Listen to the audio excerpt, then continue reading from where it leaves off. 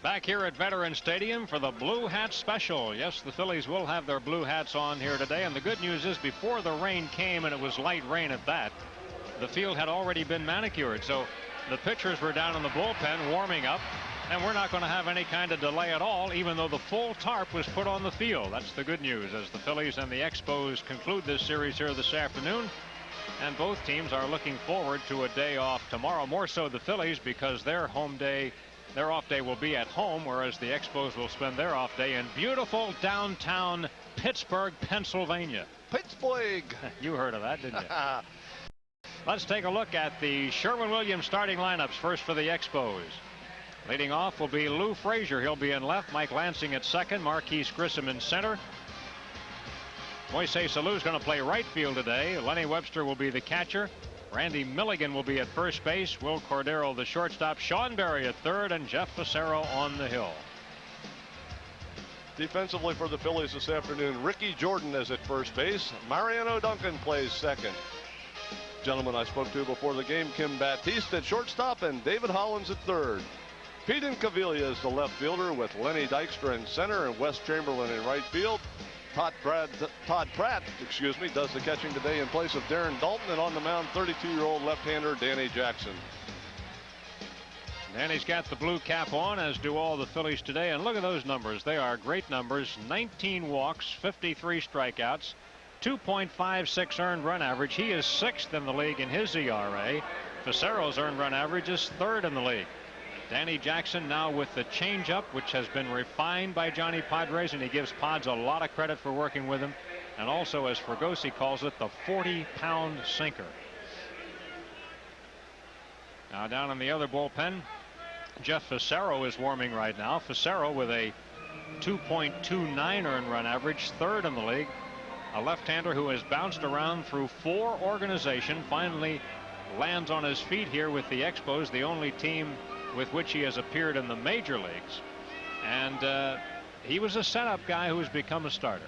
Really is. And you know, when you bounce around that long through the minor leagues looking for your niche, you would think that, you know, when you first got to the big leagues and you got a chance to establish yourself, as Fassero did with the Expos for about a year or so, as a good solid setup man, that you would find your role and stay there. But last year the Expos, having some problems in their starting rotation, needed some help. They had Wetland and Rojas already doing a nice job out in the bullpen, so they figured Fassero had the ability, because of being a 3-pitch pitcher, to do the job as a starter. They plugged him into the starting rotation. Those 3 pitches have been outstanding for him, and he has just done an excellent job for Felipe Alou. You know, much like Jackson, he has that heavy, hard sinker and the good, sharp slider. Fassero, instead of throwing the changeup, throws a forkball, split-finger forkball type pitch that he uses for his off-speed pitch. But 2 very similar pitchers this afternoon. Teak, what makes one sinker baller's pitch heavier than another's? I mean, I know Jackson's been breaking so many bats lately. It's because of that heavy sinker. You're throwing the same baseball. What makes it appear heavier? I think if anybody knew that answer, they could make a lot of money teaching it, because you know, just certain guys, when they throw the ball, when you hit it, it's like you're hitting a bowling ball. I think Darren Dalton called it the other day. It's just like you're hitting a bowling ball and the bat bounces off the ball. Other guys can throw a sinker.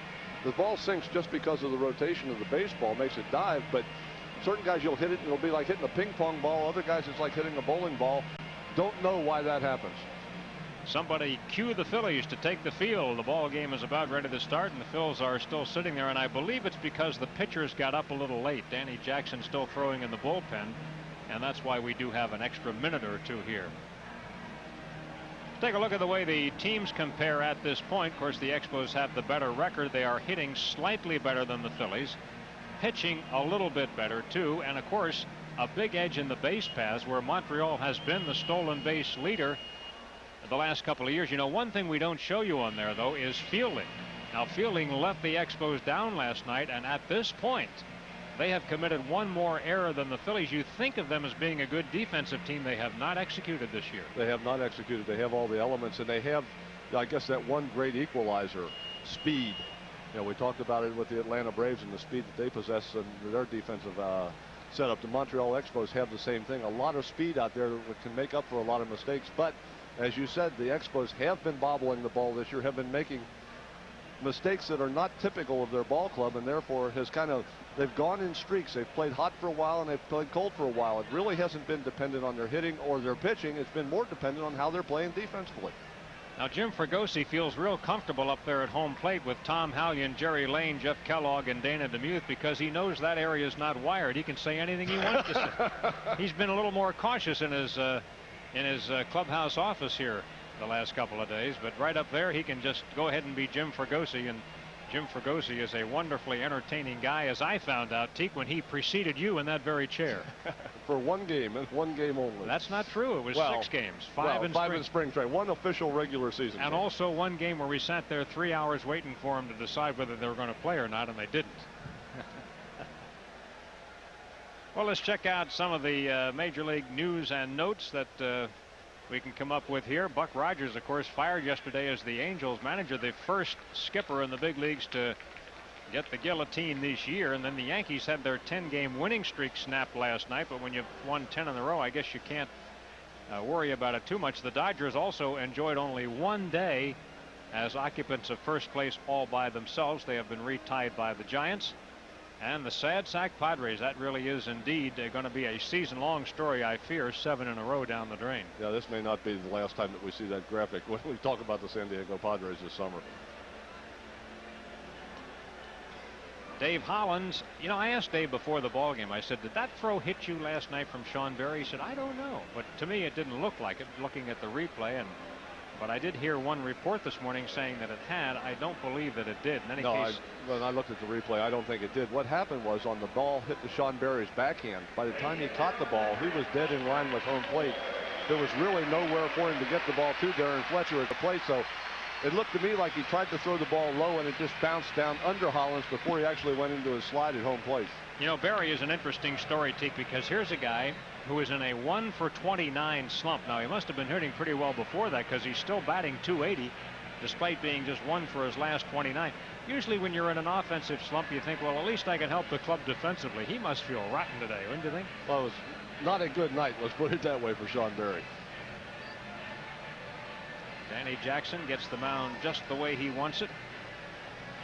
And we'll be ready to go here in what turns out to be the rubber game of this series, with the Expos taking game 1 and the Phillies coming back with a victory last night. Gift wrapped as it was, they will take it.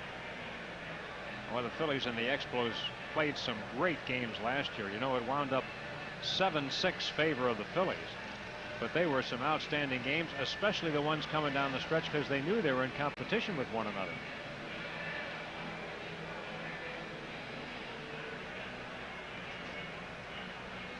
In the National League East, as a result of their victory last night, and the Braves were losing to Cincinnati in extra innings, so the Phillies are within 7.5 right now. The Expos position does not change. Let's take a look at those Mets. They're 20-18. They will be here Friday night when the Phillies homestand continues. And I was looking it up today, Teak. Those Mets are second in the league in home runs. They have hit 50 home runs. Only the Colorado Rockies have more, and we know why. Yeah, and they're doing it without Mile High Stadium. Last night's ball game was interesting to me because there were so many games early in the season that the Phillies had played that had turned into 1-run losses in just that manner. But the ability to come back last night and really fight their way through that 9th inning. We mentioned a little help from Sean Berry, but those first 2 base runners, Hollins and Dalton, getting on, working those at bats. That's what we saw last year from the Phillies, and it was good to see that continue last night. And a plus to Eisenreich on the bunt that got him over to second and third. Danny Jackson starts with a strike to a .400 hitter, Lou Frazier.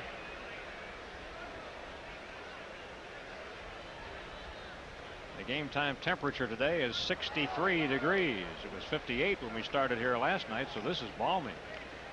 Well, how about Frazier? Now, he's a switch hitter, and he's batting .406, but all of his hits have come from the other side of the plate. He has what, just 1 sacrifice as a right-handed batter? Right, he's only appeared once as a right-hand hitter. So when he's on the bench, as he normally is, he's the #1 left-handed pinch hitter for Felipe Alou, but he has not chosen to be a right-handed pinch hitter. There are many more guys ahead of him in the right-handed role. So you would have to think that the right side of the plate is Frazier's weaker side, because he just doesn't appear that way very often. Fouls it off. One thing about Frazier, though, is, in very limited play, as you mentioned, basically a pinch hitter. He is 7 for 7 in the stolen base category. So Lou Frazier gets on base, he can make things happen. Well, he won a minor league stolen base title in the Eastern League in '92. He stole 58 bases. It's low, 2-2, not by much. Danny Jackson has never fared that well against Montreal. 3-3 lifetime against the Expos. Lost his only decision to them last year. And he runs a full count on Frazier. He didn't want to get him on base, that's for sure. Frazier has never faced Jackson.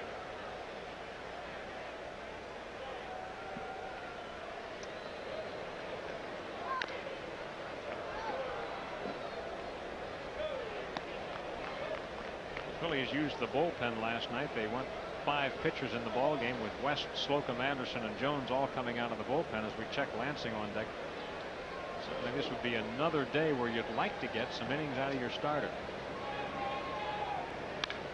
In the air to center. Dykstra should play it easily. Well, it took 7 pitches, but Frazier is out. 1 away.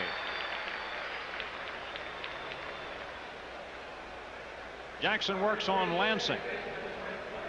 Mike has played both second and third in the series. He's hitting at .268 with 3 homers and 14 runs batted in. He made the club last year out of spring training as a non-roster player. Wound up playing a lot in the early part of the year when Delino DeShields was sidelined, and here a year later has taken his job. Delino, of course, now with the Dodgers.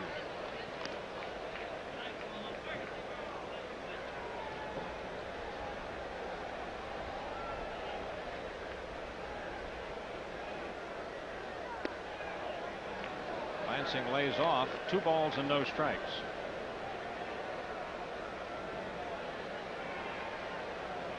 Danny Jackson still under 500 lifetime. 98-103, but creeping up. Strike, it's 2-1. Lansing 1 for 3 in his career against Jackson.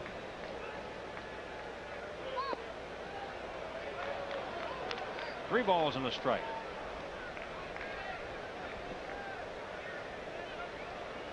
Danny's last start Friday, he beat Pittsburgh 12-1, going the distance on a 9-hitter. Lost. Oh, that's a called strike. Ball bounced away, but it was called strike 2, and the count is full on Lansing.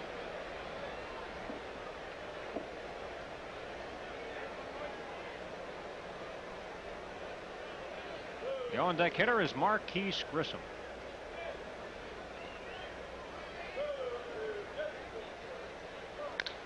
Bouncing ball, third base side. It's a fair ball. Hollins with the long throw. Safe. Lansing, who can run, gets down the line and beats it. Infield single for Lansing. Lansing chops the ball in front of the plate. You see how high it is to Dave Hollins. He just has to plant and throw. Lansing with a good speed able to beat it. There wasn't much Hollins could do about that. He got the ball off quickly. A good strong throw. But when the ball's chopped like that and that deep, difficult play to make. Lansing only 1 stolen base so far, and he's been caught 4 times. Here's Marquise Grissom. Better give him a chance to hit. Grissom takes a strike. Marquise at .257, a pair of homers, 19 RBIs. And you talk about stolen bases. He had 3 in the same ball game. That was our first game of the series here on Monday. The 9th time in his career he's picked up 3 stolen bases in a game. Also got thrown out last night, though, at a very crucial time. Bouncer up the middle. It's a base hit for Grissom. Lansing stops at second as Grissom singles. 2 on with 1 out.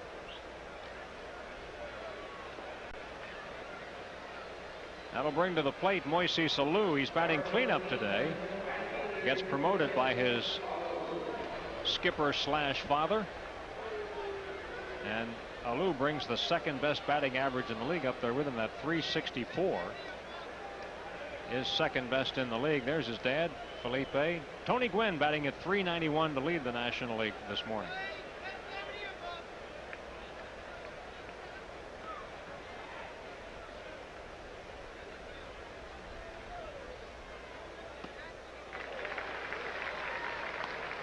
Alou with a .412 on base percentage is 8th in the league in that category. He has 48 hits, most of anybody in the ball game today, and 6th in the league.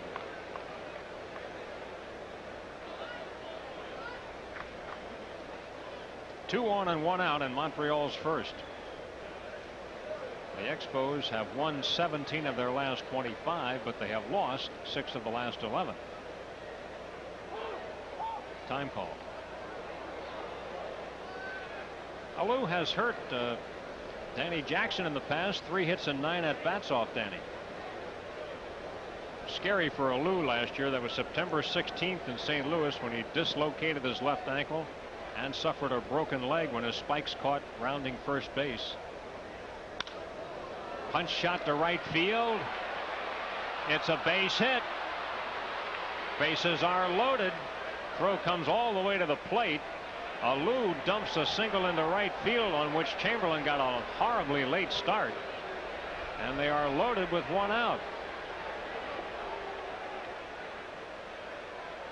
See the pitch by Jackson right here. Alou just kind of inside outs the ball into right field. Chamberlain with a late break realizes that he can't get the ball. Now he has to play it on 1 hop. He does do a nice job of getting it back in.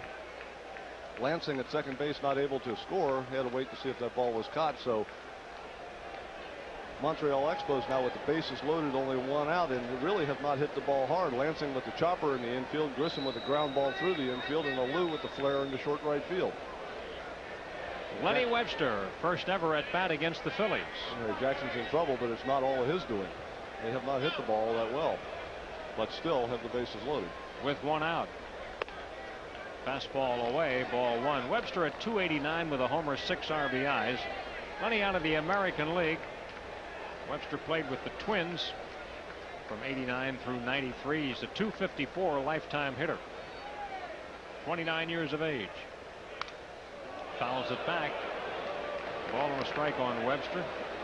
He was born in New Orleans.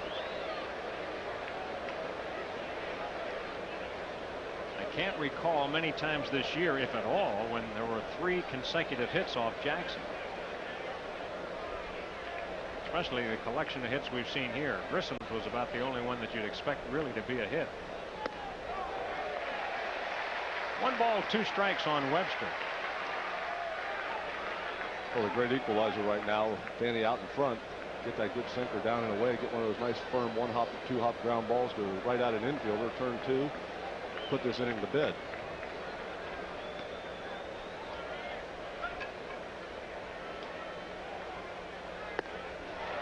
Just outside. Going for that sinker down and away. Pratt tried to pull it back, but that was a little bit too far to do that with. Yeah, you can nudge him a little bit, but not a foot. Can't yank him all the way back.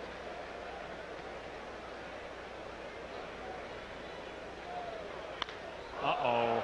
There's a solid hit up the middle that's going to plate 2. Dykstra's throw comes all the way through. It's offline, and the Expos lead 2-0 on the 4th straight Montreal hit. Lenny Webster, in his first ever at bat against the Phillies, has a 2-run single. Well, looking for that sinker down and away, gets it up in the strike zone and out over the plate, right up in the hitting zone. Right idea, wrong location. Webster hits it up the middle. Dykstra has no chance for a play at the plate. Actually, throw a little bit too high. Should have been down where Jordan could cut it off, but Todd Pratt does a nice job of keeping it out in front of him, not allowing Alou to go to third base. So right idea for Danny Jackson with that sinker, but just was not able to get it in the right spot. Now Randy Moose Milligan with the Expos up 2-0 after Johnny Padres has paid an early visit to the mound.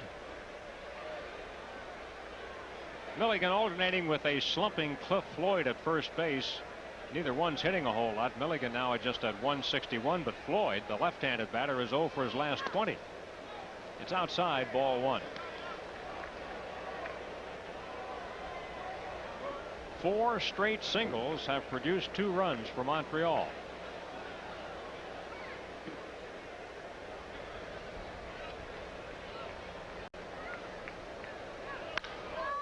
In the air to right center. Chamberlain back. Makes the catch. Tagging at second to Alou. He will take third on out number 2 in the inning.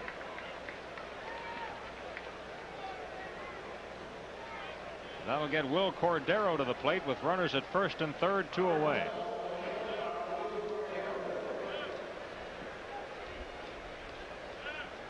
Cordero batting at .241, a homer, 14 runs batted in.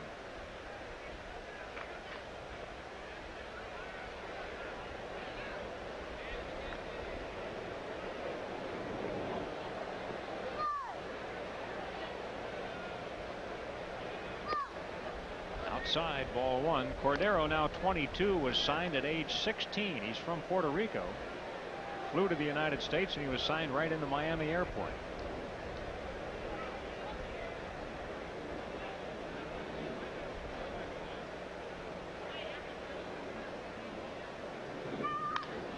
That's in the air and should be caught. Dykstra over to right center.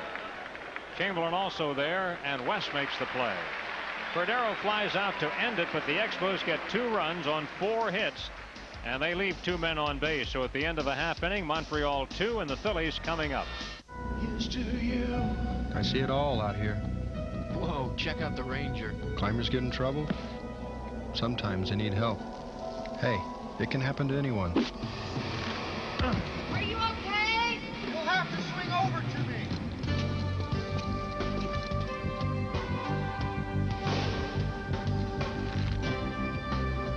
For all you do. Budweiser. Crisp, clean, classic. Proud to be your bud. Now, over time, cars that can benefit from higher octane can benefit from new Clean System 3 Power Plus and Power Premium gasolines.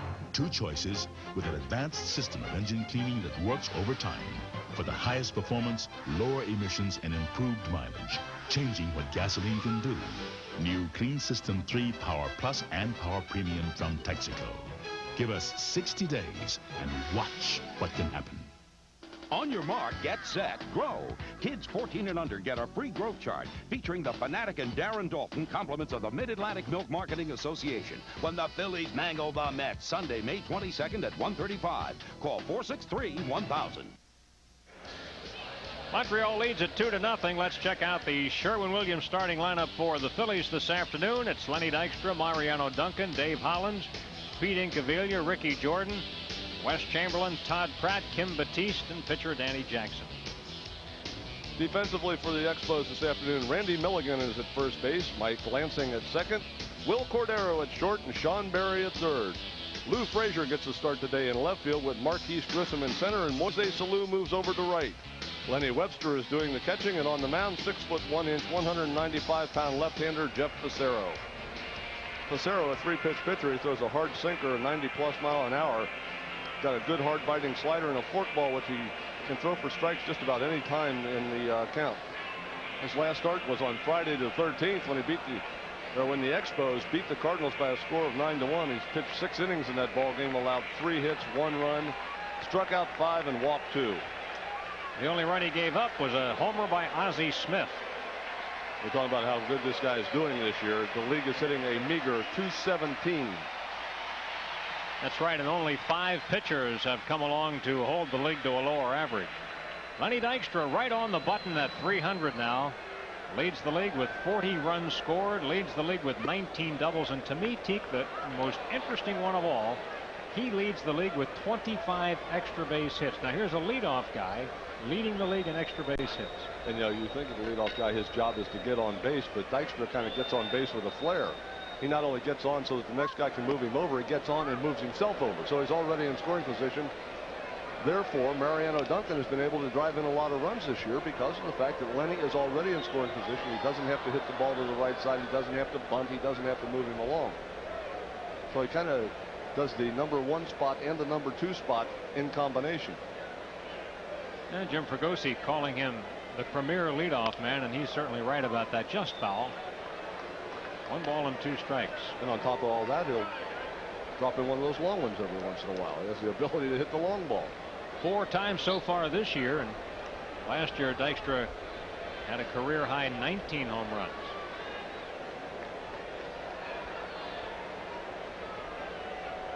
.31 walks. He's second in the league there.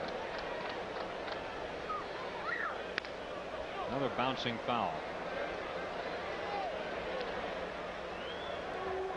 Last year, Lenny became the first player ever to lead the National League in hits, walks, at-bats, and runs. I mean, you talk about leading in at-bats and walks at the same time. They are, you know. Yeah, one's contradictory. Yeah. Because walks don't count as at-bats. He and Freddie McGriff sharing the Player of the Week honors, and Danny Jackson, of course, won it a week ago. Facero works him in. Dykstra's a .400 hitter off this left-hander. 4 hits and 10 at-bats. Phillies trail 2-0. Facero's 31 years of age, out of Springfield, Illinois. This is his 3rd major league season. He was the Cardinals' 22nd round draft choice in June of '84, though he never appeared in the big leagues with the Cardinals. Hard hit, but this one goes to the Moose. Milligan comes to the bag and makes the play. Got some keys for this afternoon's ball game. I think number 1, offensive execution. Facero has been hot. He's been throwing well. So when you get men on base, move them along. Be efficient with what you do offensively. You got to make Facero pitch up in the strike zone. We talked about the sinker and the slider. Most effective when it's down. Give him a chance to get it up. He has given up 7 home runs. And you got to control the top 2 guys in the order. Frazier and Lansing. Already Lansing's been on once, has scored a run. So you got to keep the little guys off before the big guys come to the plate.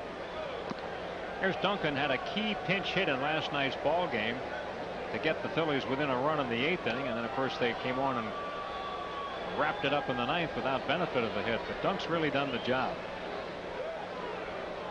You saw his average for the year. He's hitting .371 over the last 18 games. 2 balls and no strikes.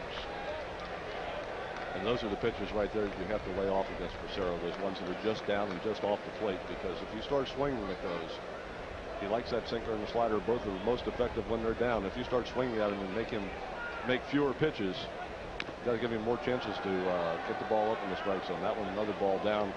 Duncan fouls it off. Now Facero obviously has been pretty efficient with what he's been doing and keeping the ball down because he's been so effective. But when he makes one of those mistakes and gets one up in the strike zone, it's also been proven that he can be taken out of the yard. Give him as many opportunities as possible to bring that ball up in the strike zone. The 2-1 pitch to Duncan. Fouled away. It's 2-2. You got to look at Webster back there, who is not a large man.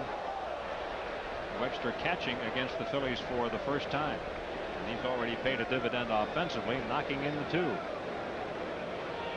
Their catchers have killed the Phillies in this series. You know what Darren Fletcher has done already. He's 5 for 8 in the series with 5 RBIs. So imagine a team having 7 runs batted in from its catcher.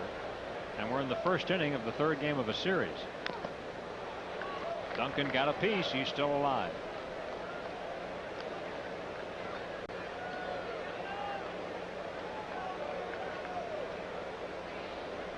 One for 8 in his career facing Facero.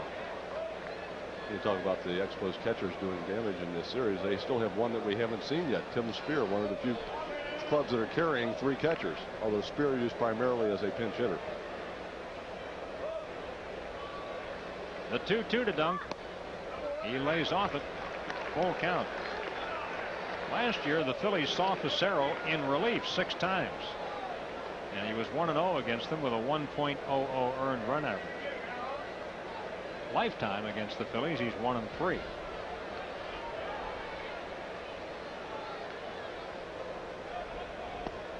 And Facero winds up getting him with a sinker. Strikeout for Facero. He is 8th in the league in strikeouts. That's his 48th. Watch this ball. We're talking about the down and away location. This ball tails down and away. Might have even been the forkball type pitch from Facero. It looked like the way it dove down and away from him. Probably was. Dave Hollins hitting at .228. 4 homers, 25 runs batted in for Hollins. He's also among the league leaders in walks. He's walked 23 times to place 8th.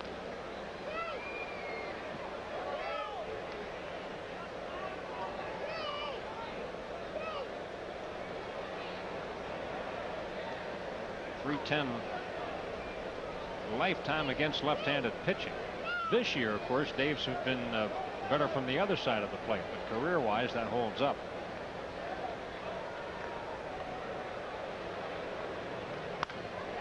hard hit. Fair ball to the left field corner. Extra bases for Hollins. Frazier waits for it to come out. Dave's got a double.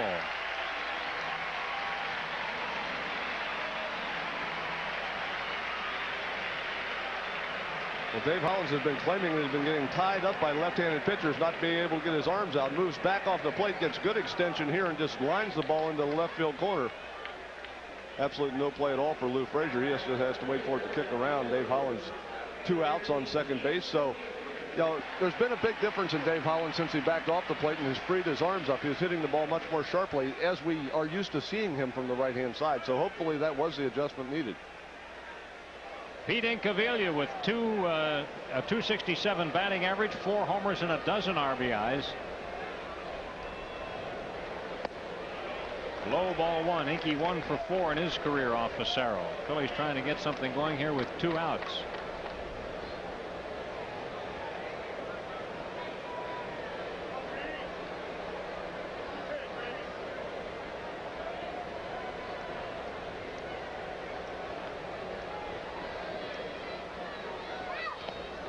Gets away from Webster. Over to third base goes Hollins. That'll be a wild pitch.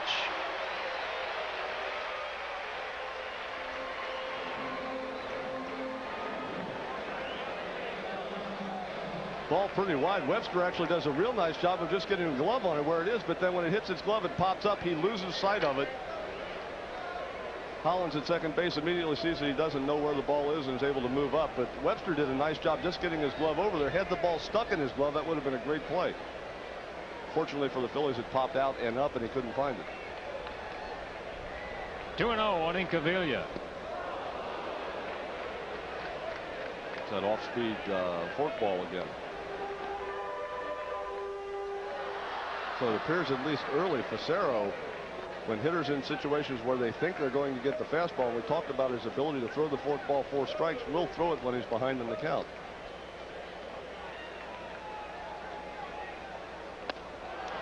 Inky chases one. It's 2-2.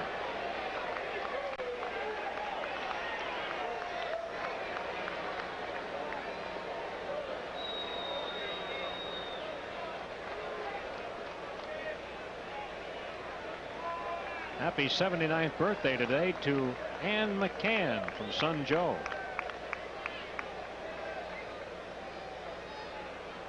Two nothing Expos in the first. Inky lays off that one. Virtually the same pitch. It's 3-2. Hollins at third, 2 outs. Phillies have won 5 of their last 6. Homestand continues with the Mets moving in Friday for a 3-game series. 3-2 to Duncan. Facero threw the fork ball. And strikes out Incaviglia. 2 strikeouts in the inning for Facero, and the Phillies leave 1 at third. No runs, 1 hit, and 1 left, and at the end of an inning, it's 2-0 the Expos. Dear car owners, not everyone knows a car's suspension consists of the shocks, struts, steering, and alignment. Another thing not everyone knows, Midas is a suspension expert. So if your car pulls, shimmies, or bounces, come to Midas for a thorough inspection and a guarantee on shocks and struts for as long as you own your car. That's the Midas way. Even with all the discussion about our nation's health care, Independence Blue Cross and Pennsylvania Blue Shield continue their 56-year mission more aggressively than ever. Thanks to the Blue Cross Blue Shield Caring Foundation, thousands of needy kids receive free health coverage at no cost to our commercial customers. Our special care program makes basic and preventive benefits available to hard-working adults who can't afford traditional coverage. We cover hundreds of thousands of individuals, senior citizens, and small businesses, giving them the peace of mind that comprehensive insurance can provide, which in most cases would not be available elsewhere. All this, plus our attractive, affordable programs like Personal Choice and Keystone. And we're doing the job with one of the lowest administrative expense ratios in the nation. That helps hold down your premiums. Within this ever-changing healthcare environment, Independence Blue Cross and Pennsylvania Blue Shield stand by their commitment to high-quality, accessible health insurance for everyone. No wonder we're the health plan you can lean on. Phillies baseball day camps for boys and girls 7 to 14 years of age. 15 great locations. Plus get a once-in-a-lifetime chance to enjoy a day of fun here at the Vet. For more information, call 446-3636. That's 446-3636. Nice crowd here enjoying the business person special. Phillies trail 2-0 as we go to the second. And Sean Berry leads it off. He is 1 for 29 since the 7th of this month. And Berry with that throwing error last night to allow the Phillies victory. Still batting .280, so he must have been off to a tremendous start. 2 balls and no strikes. So far, Danny Jackson has not looked quite as sharp today as he has in the past. No, he's been consistently falling behind in the count. And you can look for a lot of reasons, but I think just too early in the ballgame to really try to figure that out. In the air to shallow right. Back goes second baseman Mariano Duncan to make the play. And Chamberlain says thank you. 1 out. We talk about reasons. I mean, there are a lot of them. Obviously, the starting time of the game off by just about 5 minutes or so. So Jackson's warm-up period. I mean, there's a lot of things that could have happened, but knowing DJ and knowing the way he approaches his job, none of those are a factor. Just off to a little bit of a shaky start. Jeff Facero, the hitter, a 151 lifetime hitter, still looking for something this year. He's 0 for 17. That could be one of the reasons why. Yeah, of those 17 outs that he has made, 8 have been via no contact. True. He has sacrificed 3 times, which you got to give him a plus on that. He has 3 big league hits. He does not have a big league swing. No, if he doesn't start swinging a little sooner, he has no big league chance. That is what's known as tardy. So people on the third base side, look out. There they are. Because if he does hit one, that's exactly where it's going to go. That's the only place it has a chance to go. Yeah, I can guarantee you there's a couple people in the Expo dugout with gloves on, too. They're right in the firing range, and they're real close. Caught the corner. Facero has struck out for the 9th time in 18 at bats. He's a 500 strikeout guy. First strikeout today for Danny Jackson. 2 outs in the inning, and Lou Frazier is coming up. Cento Italian Food Products rooting for the Phillies this season. For every Phillies home run, Cento will donate $200 to the Philadelphia Child Guidance Center. You can find Cento products at your favorite grocer. You can also find some in my cupboard at home, thanks to the good folks at Cento. They have been through the years very, very generous with us and allowing us to get to know their products, and they are good. Outstanding. Your cabinet is not the only one that has some, I'll tell you that. I'm lucky I'll be tasting some before this day is over if I play my cards right. Jackson got Frazier on a fly ball to center field first time up.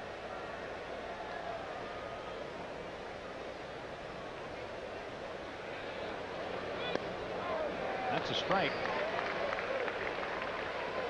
1-2 the count. Todd having a little problem back there right now early this afternoon, holding on to that ball by Jackson. We talked a lot about DJ's the movement on his ball, the shot, the slider, how sharp it is, and then the fastball, how it jumps around. Nightmare for a catcher. In the air to center. Dykstra should get it. 1-2-3 inning for Danny Jackson. You're watching Phillies baseball on Sports Channel. We go to the bottom half of the inning. It's 2-0 Montreal.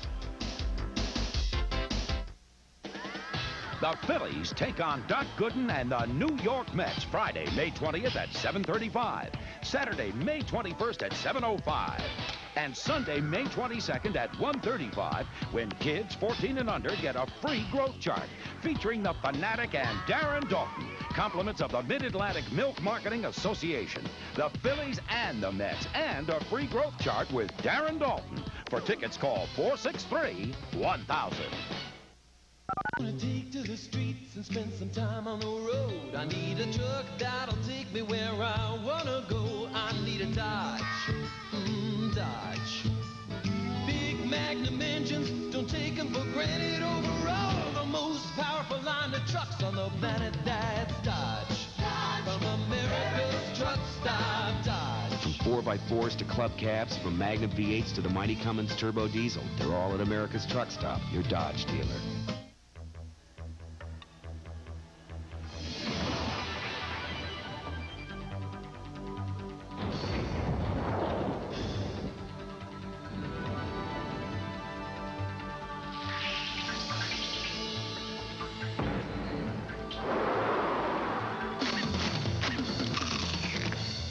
Freshest potatoes, pure filtered vegetable oil. Hers, it's the way they're made. This coming Sunday, when the Phillies conclude the homestand with the Mets, Growth Chart Day, a terrific gift item for the youngsters 14 and under. A large-sized growth chart featuring the Fanatic and Darren Dalton, compliments of Mid-Atlantic Milk Marketing Area. Here's the number for your tickets, 463-1000. Or you can stop by one of the many local Ticketmaster outlets. 2-0, the Expos lead. Ricky Jordan leads off the second for the Phils. Jordan at 253, 3 hits, 10 runs batted in. He was the batter last night that hit that ball to Sean Berry, on which he erred, and 2 runs scored for the Phillies' victory. Jordan did get credit for 1 run batted in on that play. Ricky saying he was trying to get ahead in the count because he knew that Wetland was going to come after him with that killer curveball he has if Wetland got ahead in the count. Facero making use of what, Teague? A fastball, a slider, and a forkball. A forkball. That was a forkball right there. That's the one that's a little bit off speed, and you see it diving down in the strike zone. Just a piece of that. Jordan, Chamberlain, and Pratt, 3 right-handed batters to challenge Facero here. The only left-handed batter in the Phillies lineup is Dykstra. Even pitcher Danny Jackson, as you know, bats right-handed.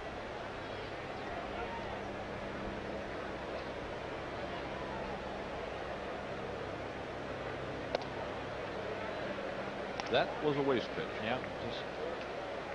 Anytime Facero throws a fastball up in the strike zone and that far outside, that was just to set up the next play. Like slider. Jordan takes a whack at it. Lansing can't make the play. That's a base hit.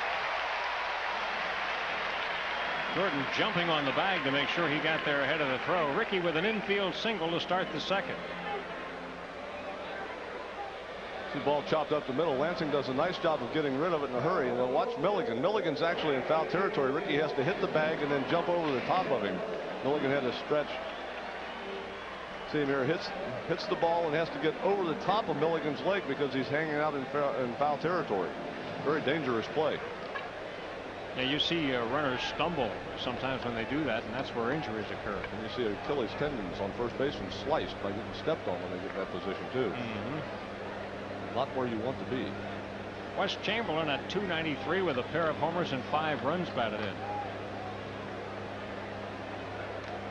Wes is 3 for 7 in his career off Facero. Uh-oh, look out here. We got a double play ball.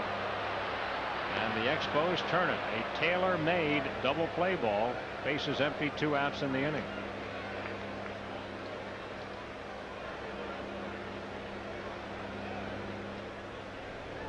Cordero to Lansing to Milligan for the double play, and Pratt will now bat.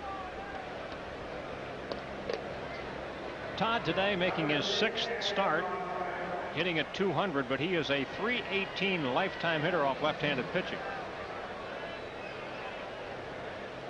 And Fergosi, whenever he can work it out, make sure that Pratt starts against a lefty.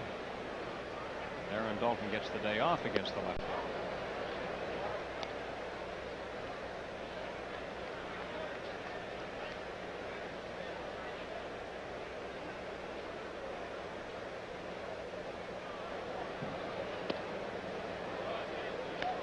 One ball, 1 strike on Pratt. Jimmy has said that he's going to try to get a little more time off for Dalton this year. See Dutch on the bench this afternoon. By playing Pratt today, actually gets 2 days in a row off for Dalton because the Phillies having the off day tomorrow. So a nice rest for the Dutchman. Give him a little bit of a break. Give those legs a little break. Not to mention he's over there on the bench. late in the ball game, you can put him wherever you want him, which is a nice feeling for a manager. It sure is. Find a nice convenient spot for a couple RBIs and drop him right in there. Both skippers have some firepower ready to come off the bench today. I mean, the Expos have Larry Walker not in the regular lineup, so they can use him today. Cliff Floyd, of course, he's been slumping.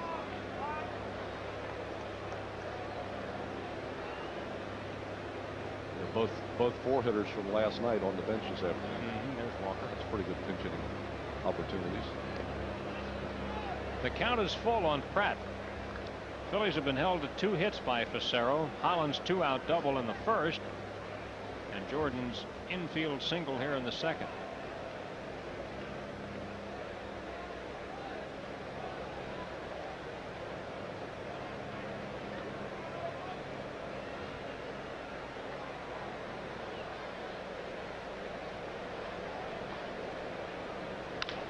Ground ball hit to Cordero.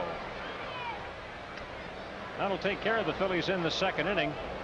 No runs, 1 hit, nobody left on base. We finished 2 this afternoon. The Expos lead it 2-0. It's a round world, genuine and true. It keeps on spinning, man, you always come through. And you're giving it your best. Proud to be your bud. Budweiser. Proud to be your bud. Proud to be your bud. Ooh, yeah. Proud to be your. Proud to be your bud. Now, over time, cars that can benefit from higher octane can benefit from new Clean System 3 Power Plus and Power Premium gasolines. 2 choices with an advanced system of engine cleaning that works over time for the highest performance, lower emissions, and improved mileage, changing what gasoline can do. New Clean System 3 Power Plus and Power Premium from Texaco. Give us 60 days and watch what can happen. You can't use a mobile phone to tell your boss you're running late. You said 2:45, right? To tell your client you're stuck in traffic. Look, where is he? Or tell your wife your car's broken down. Temperature dropping rapidly towards this evening. The showers. Unless Hello? the call goes through. A mobile phone is only as good as the system it's on. Choose Bell Atlantic Mobile. Imagine taking the field with Greg Luzinski, Tony Taylor, Del Unser, Larry Boa, Dave Cash, and many more. That's Phillies Dream Week in Clearwater, and you can live, play, and laugh alongside some of the greatest stars in Phillies history. For details, call 215-938-1200. That's 215-938-1200. You've been known to show up at those things and stay a week or so, haven't you? I have been known to make an appearance, yes. You've been known to accompany the Dream Weekers to the watering hole table of refreshment after the ball game. Yes, I am. 2-0 Expos. We go to the third. Lansing leads it off. He singled and scored in the first. Hit a chopper down to third base. Hollins couldn't get the ball over to first in time to get him.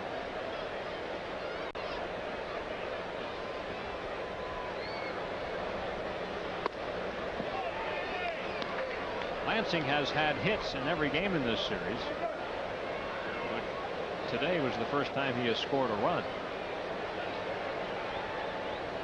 At this point, Danny Jackson has retired 5 straight hitters. The last guy to get a hit was Webster with his 2-run single, but he falls behind Lansing 3-0.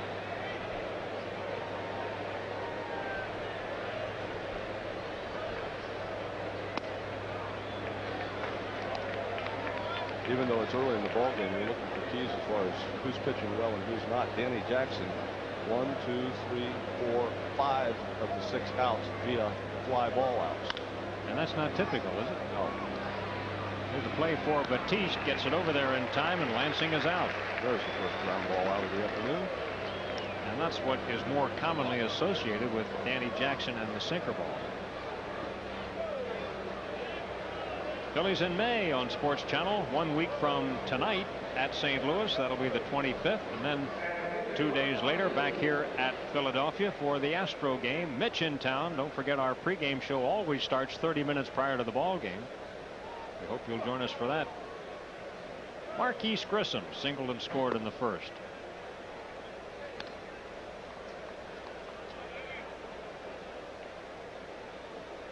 Grissom had a hit and scored in last night's ball game. He also scored a couple of runs in the Friday night, or the Monday night game, I should say. Out in the left center field. Dykstra says he'll play it, and does.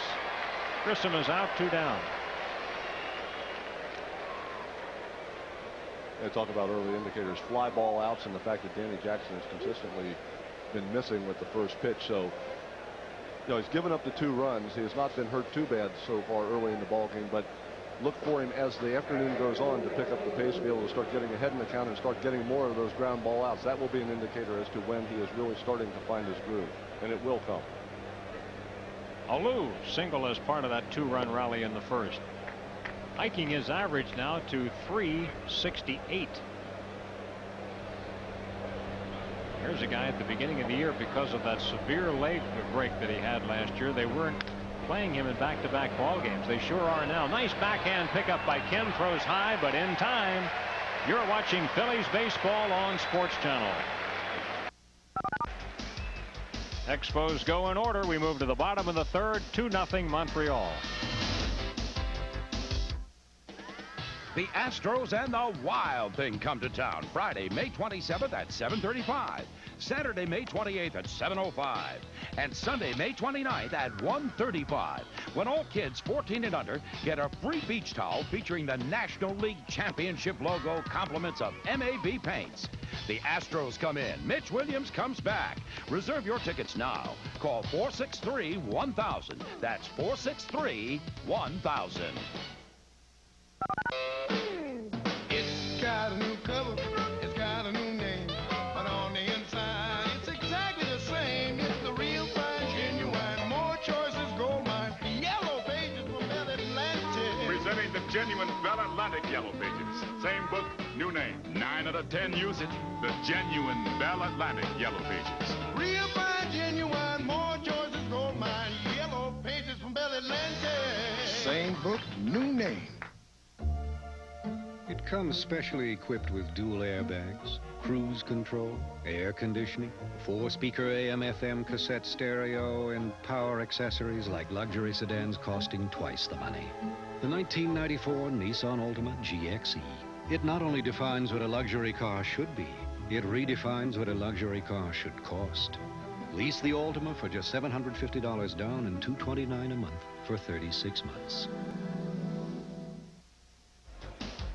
Phillies baseball on Sports Channel is brought to you by Budweiser, Beechwood Age for a crisp, clean, classic taste. By your Quality Plus Ford dealer, who invites you to test drive the brand new 1994 Mustang convertible. And by Bell Atlantic. A mobile phone is only as good as the system it's on. Choose Bell Atlantic Mobile. There is a baseball rule, Teak, that says that when you make a great play, you're going to lead off the next inning. Well, Kim Batiste made a nice play on the short hop to the backhand. Moise Salou gunned down at first base by about half a step.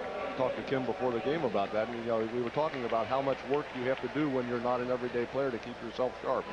Obviously, the defensive work that he's been doing paying off. And as a hitter, he has really started to come on here with this increased playing time, as the average up at 255. Batting out of the 8-hole, Danny Jackson will be next. Out of play, strike 1. Batiste has only ever faced Jeff Fassero twice. He did not get a hit. And the Phillies have been held to 2 hits so far by this left-hander, a double for Hollins, a single for Jordan. They play Batiste to pull, and they respect his power. Late swing, 0-2. That was one of those pitches Fassero was talking about, just a waste pitch. Show it to you. Went up high out of the strike zone. Batiste took the wave out of it.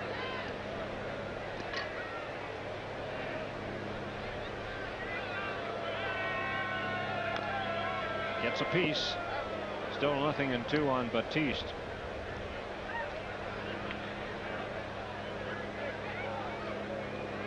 What Fassero is trying to do when he throws that pitch up high is everything he throws is down low. Every once in a while he wants to change the batter's sight level as far as where he's seeing the ball come in. So he throws the one up. Batiste obliged by swinging at it, but really the purpose was to just raise his eye level to come back with that slider down. Backs him off 1-2. Last night, Batiste collected a season high 3 hits.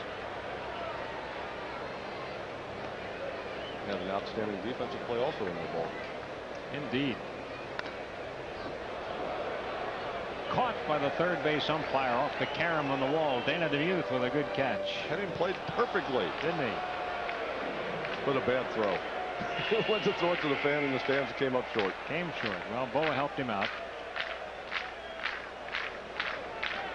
Batiste leading off the third, and a 1-2 count on Kim.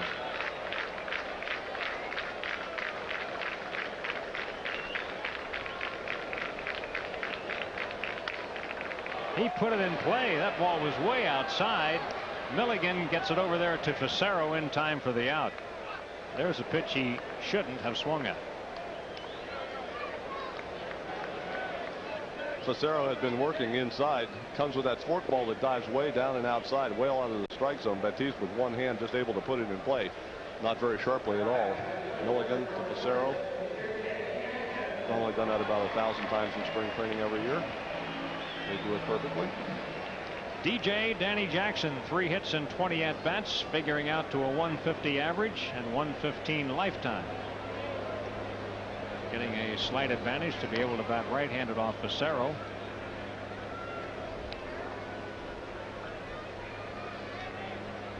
Also probably one of the rare situations where of the 2 starting pitchers, DJ will be the better hitter of the 2.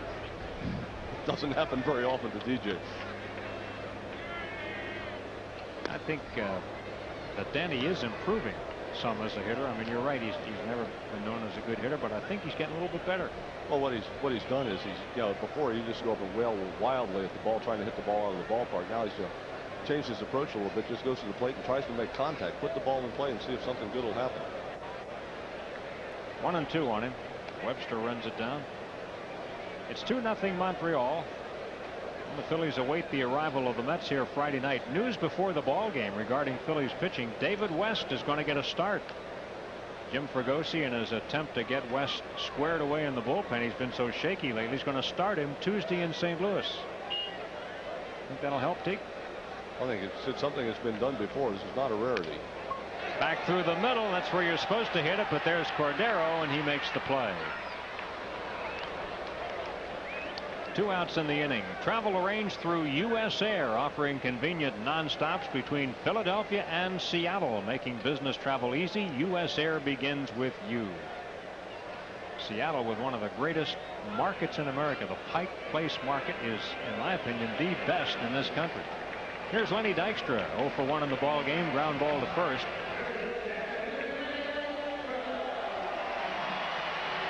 Get back to that David West situation for just a moment. That's something managers will do occasionally. Try to get a guy who's struggling out there. It's not that West is throwing all that poorly. It's the walks that are killing him. It's the control. So get him out there for 3 or 4 innings at a time. Hopefully stretch him out a little bit. Give him a chance to pitch some innings. Try to find a rhythm where he can get his control back, because he's not really being hit all that hard. It's just a matter of the walks are really putting him in jeopardy. And when you're in that middle setup relief role, walks will kill you. So and it's been a season-long problem. I just looked back through the spring training numbers, and West had an 0.70 earned run average in spring training, but in 12 2/3 innings he had 11 walks. So he has never really found that rhythm or groove. It's not the stuff, it's not the arm, it's the control. So Jim Fregosi going to give West a start on Tuesday. Hopefully he can find that rhythm and get that control back. Probably at this point there's a confidence missing in David too. That's another thing Jim wants to restore, because as he pointed out when he was talking about it before the ball game, he said, when you bring him in as a reliever, the game's always on the line. But now this way, by starting a ball game, there will be some leeway. 3 balls and no strikes here on Dykstra.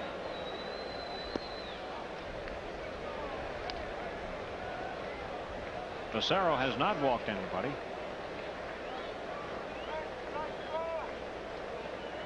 And came in with a good walk strikeout ratio. 15 walks, 47 strikeouts.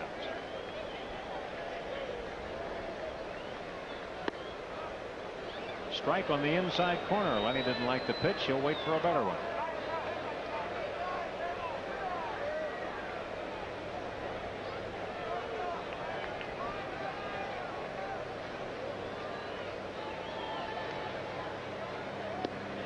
Walked in. Dykstra coaxes a walk, his 32nd free pass. Lenny with 8 stolen bases in 10 attempts. He's on with 2 out. Mariano Duncan up. Dunk struck out his only at bat today. That was in the first inning.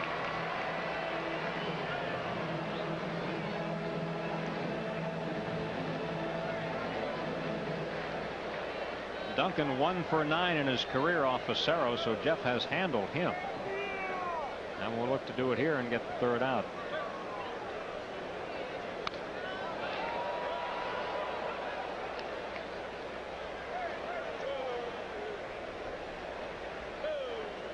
.50 pitches already for Facero. That's a little high to be just in the 3rd inning, especially when you consider he just issued his first walk. Yeah, but the ratio 18 strikes, 32, or 18 balls, 32 strikes. Joe Kerrigan has to be happy with that. Joe, a Philadelphia boy who was the Expos pitching coach.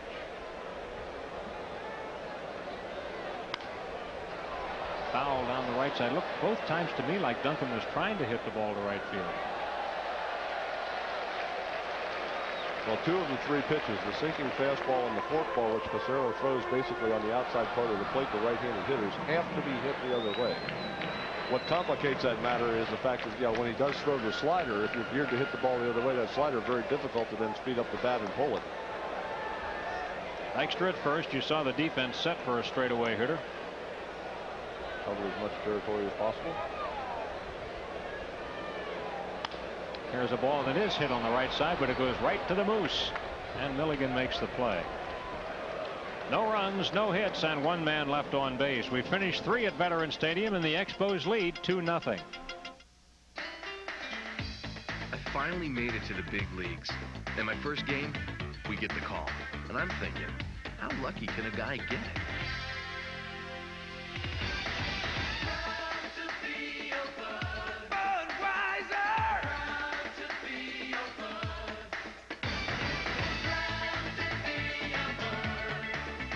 Beechwood aged for that fresh, distinctive taste. Crisp, clean, classic. There's a new kind of energy around here. An energy company that's doing everything it can to help protect your air and your rivers. In fact, it's one of the few in the country that already exceeds those tough new clean air standards and won't have to spend a lot of money on new equipment to help preserve your environment. They planned ahead. There's a new energy company around here and a new name. Pico Energy, focusing our energies on you. It comes specially equipped with dual airbags, cruise control, air conditioning, 4-speaker AM/FM cassette stereo, and power accessories like luxury sedans costing twice the money. The 1994 Nissan Altima GXE. It not only defines what a luxury car should be, it redefines what a luxury car should cost. Lease the Altima for just $750 down and $229 a month for 36 months.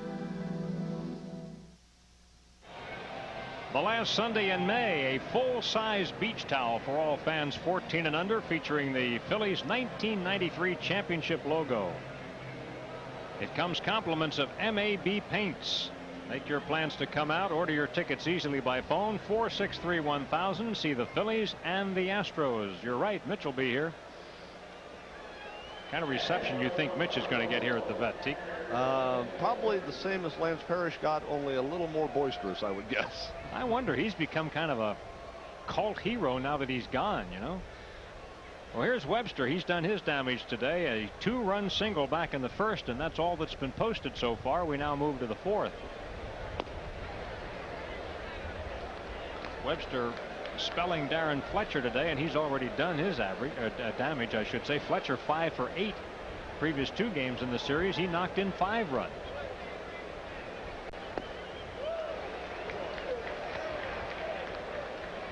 Just went back, did a little book work. We're talking about indicators with these 2 pitchers, both sinker slider pitchers. over the first 3 innings of the ball game. Passero has not had a fly ball out yet. Danny Jackson with 3 in the first, 2 in the second, and 1 in the third. So he's moving in the right direction. The number of fly ball outs is decreasing. And he's getting the hitters. He has retired 8 in a row. The last batter to reach was Webster. And Danny has just reached the 50 pitch point. Well, we talked how similar these two guys are. They're even throwing the same amount of pitches. Sure. But DJ at the moment trailing in the ball game 2-0. Not quite as fine as he's been, though. He's making more pitches to get the hitters out, even though I say he's gotten 8 guys in a row out. You can't be complaining about that. But he hasn't been quite as economical. Ground ball to short. Kim Batiste fires it over to first for the out, and the sun is out brightly now here at Veterans Stadium. We had a 9-minute rain delay at the outset.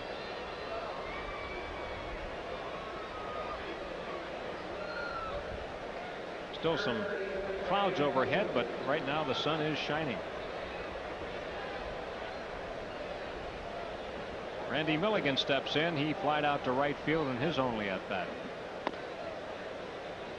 Milligan is well traveled at this point. He's been with the Mets, the Pirates, the Orioles, the Reds, the Indians, and now the Expos. Collects luggage. Some people collect stamps. Some people collect bottle caps. Randy collects luggage. He had a pretty good collection out of both leagues.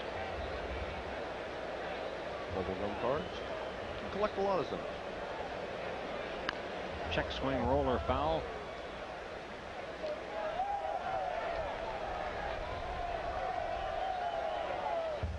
Milligan is from San Diego. He's 32 years of age.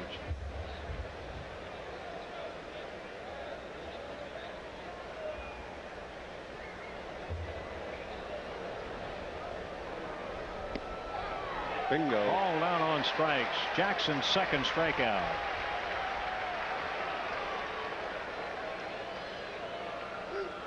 Todd Pratt sets up right on the outside corner. Jackson with the slider, wraps it right around. See you later. Not only on the outside corner, but down nicely. 10 in a row retired by Danny. Here's Will Cordero. Got him on a fly ball to right. Looper foul out of play. Appears as if not only by the fact that he's getting more ground balls now, but also the location of the pitches. DJ's starting to move in. Still not quite as efficient as he would like to be, but starting to hone in on this thing. And, you know, a pitcher like Jackson, very capable of doing that. Ooh, just over the head of Batiste. So the Expos break through with their first hit since the opening inning. Hit number 5 in the ball game, a 2-out single for Cordero. Batiste, if he'd be another inch taller, might have caught it, huh? A taller shortstop would have had it. Jackson did a nice job. He jammed Cordero. Got the ball in his hands, but just able to, by about 1.5 inches, get it up over Batiste's head. Here's Sean Berry, popped up first time around, making him 1 for his last 30. Look out, this guy's due to get it back here before too long.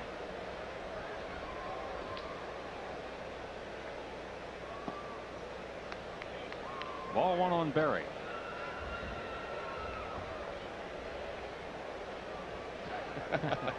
Not yet. We can't count on that quite yet. Up. Like to have one more than that, though. Give us 2 outs. Here's a base hit. Berry, told you he was going to get going. Got to happen. So Berry gets a hit. 2 on with 2 outs, but the pitcher Passero coming up, so Jackson doesn't have to feel too much anguish about this, I wouldn't think. But the Expos able to cycle their lineup at any rate. Passero called out on strikes first time he was up there, and indeed he has struck out half the time this year. 9 strikeouts, 18 at bats.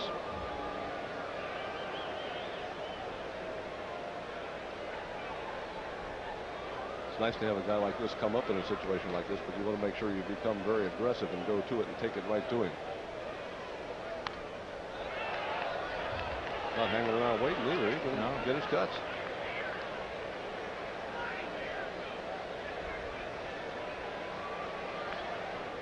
A lot of times you see exactly what you're seeing when you take a guy out of the bullpen and make him a starter. A fellow who has not had a chance to bat much and have much chance to practice batting. I was going to say, I was joking about Facero's swing the first time around, and it is not something that you will make the instructional video out of. And the reason I know that is I had one of those swings. You know, it's bad when you go to the plate and your teammates are betting on whether you're going to foul one off or not. That's happened to me on many occasions. Did you get any extra base hits? No. Never had an extra base hit? No. Just barely had a couple of hits. It's funny because I know how much you love to run, Teak.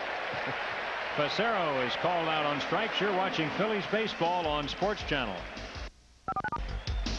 No runs, 2 hits, 2 men left on base. We go to the bottom of the inning, 2-0 Montreal.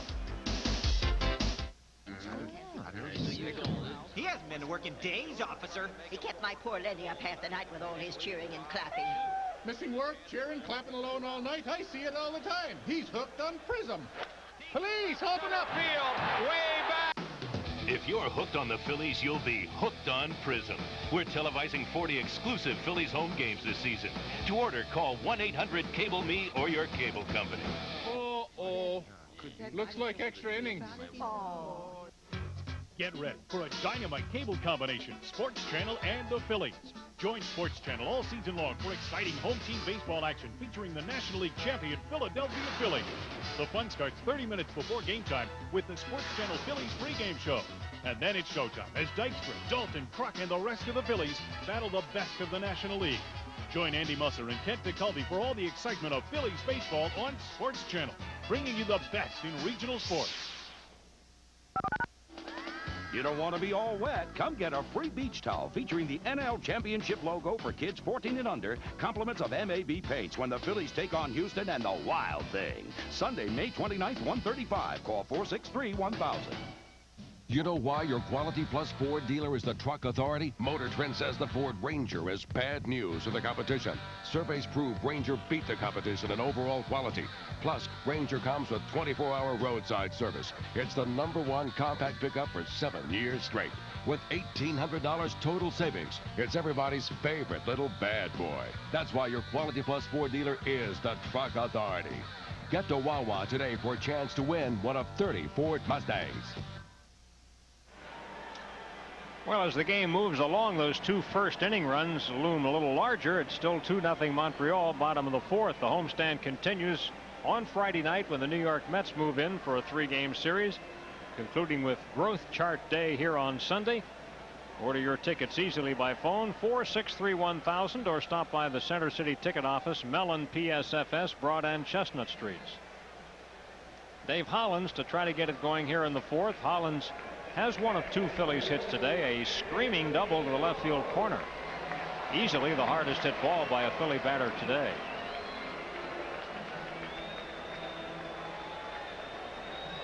So Hollins 2 for 10 lifetime off Facero.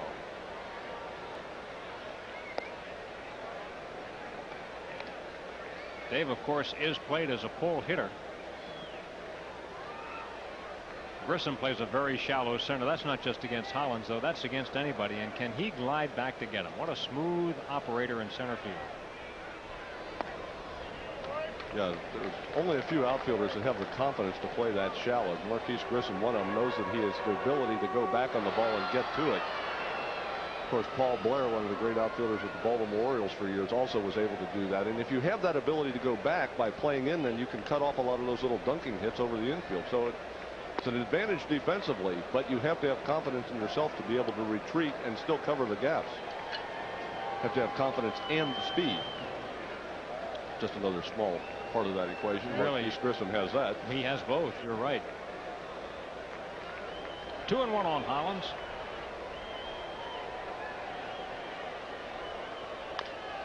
And Dave chased one there. It's 2-2. Hollins to be followed by Incaviglia and Jordan as the right-handed batters are up here to test Facero this inning. You don't have to worry too much about the Expos bringing in another lefty. Should they go to their bullpen, most of them will be right-handed. The only other lefty they have is Dennis Boucher. And he does not figure too prominently in things out there. Full count. So when the Phillies need left-handed bats, they've got them today, and Thompson and Eisenreich and Longmire, Morandini, Dalton. How could I forget Dutch? A little thump on that left side of the bench. Strike 3 called. Third strikeout for Facero.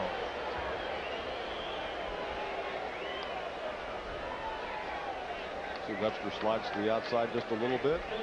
Facero puts it right there. That's just a good hard sinking fastball. All Dave Holland's could have hoped to do with that one is just trying to fight it off and get another swat, but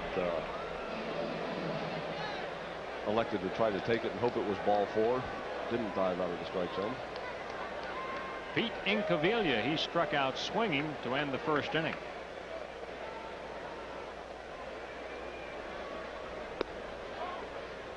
It's in for a strike.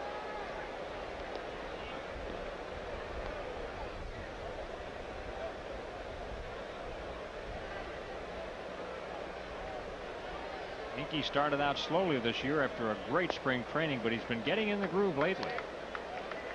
Incaviglia 6 for his last 15 at bats, and also he's hit safely in 8 of the last 10 ball games.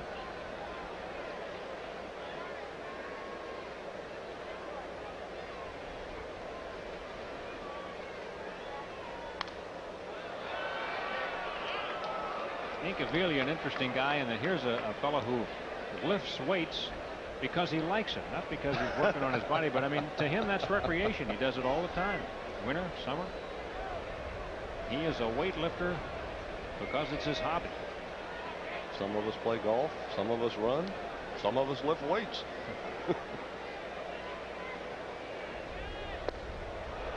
Facero strikes him out for the second time. Back-to-back Ks for this left-hander to start the 4th inning. Same pitch, same location as Dave Holland's. Glove on the outside corner. This one tails just down and away. A good sinking fastball. Well, I'll tell you what, when pitchers make pitches in that area, there just isn't a whole lot you can do about it. Take a whiff at it, see if you can foul it off, but that is a pitcher's pitch. Jordan. Ricky got an infield single first time up, hitting the ball out near second. Lansing made an attempt to get him, but could not. And so indeed the Phillies have been held to 2 hits. Holland's double and Jordan's single. Facero with a pair of strikeouts in the first inning had not had another strikeout until now. Now he has back-to-back strikeouts here in the bottom of the 4th. So a little drought for it. It seems like they're coming in packs.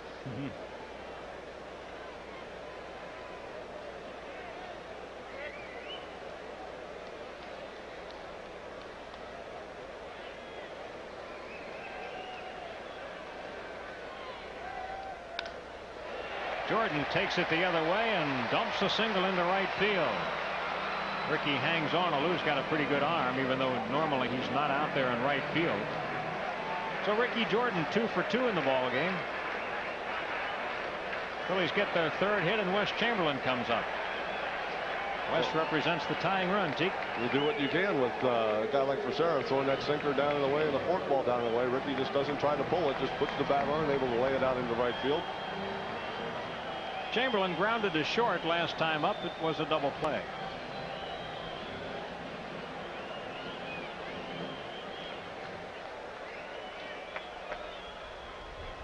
Chamberlain has had success off Facero, 3 for 8. Webster drops, no advance by Jordan. Phillies have been able to get base runners in each of the first 4 innings against Facero. Although 3 of the 4 times 2 out base runners. Only in the 2nd inning when Jordan led off with the same field single. The Phillies able to get somebody on base before they had 2 outs. Right, and never multiple base runners. 1 and only 1. Hard hit. Fair down the left field line. Extra bases. Pick. Jordan's gone to 3rd. He'll be held there. It's a double for Chamberlain. 2 on with 2 outs. Well, now you got multiple base runners. Really? That's Chamberlain rifling this ball down the 3rd base line. Got a pitch on the inside part of the plate from Facero. Drives it by Barry. You heard me yell kick. I was hoping the ball would take a funny kick out of this corner, but it didn't. It just took a nice convenient kick around. Frazier able to get the ball back in and hold Jordan to third. Sometimes in that left field corner, the ball will take some crazy kicks. It'll either die and stay in there, or it might kick off of a post or something, shoot by the left fielder. Did not happen, so the Phillies now, for the first time with their multiple base runners, second and third, 2 outs, and Todd Pratt the hitter. Pratt grounded to short first time up. He's in a spot to help his battery mate here if he can get something for Danny Jackson.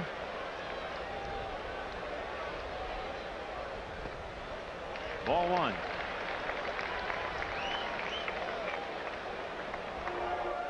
Nice little base hit anywhere right now. Now you can take that base hit to right field. Normally you don't want to base hit to right field because Larry Walker's standing out there with that cannon, but Moises Alou has a good arm, but not anything like Larry Walker. So that little flare dunk base hit to right field should plate you 2 runs with 2 outs. Pratt takes that one for a strike, 1-1. 167 with runners in scoring position. Pratt batting 190 for the year. But we pointed out his lifetime average off left-handers last time. It's 318.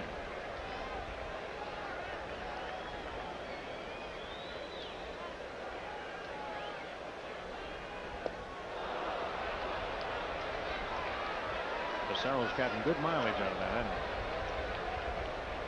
he? And will continue to as long as Philly hitters are trying to pull that pitch. As I mentioned, it's easier said than done because first pitch of the entire sequence is a slider on the inside part of the plate. So Pratt, aware that Passaro has the slider, will throw it.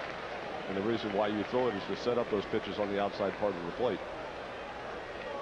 If you try to pull that sinking fastball away or that forkball away, and he will also come back in with that slider as he just did right there. So just kind of square up the field and take your chances. Try to keep your hands back, see the ball, and hit it where it's pitched.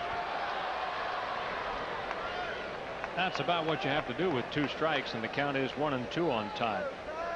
Don't forget that the Expos bunched their hits in the first inning. They got 4 straight hits off Danny Jackson in the first. The Phillies now have 2 straight hits here off Passaro and desperately want a third. He did not chase. 2-2.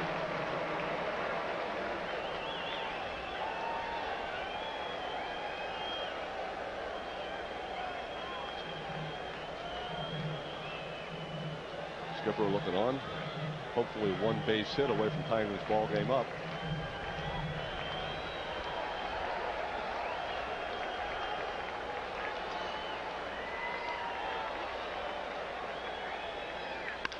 Pratt puts it right back within reach of Passaro. So the inning comes to a close on a comebacker. No runs, 2 hits, 2 men left on base. We finished 4 innings. It's still 2-0 Expos.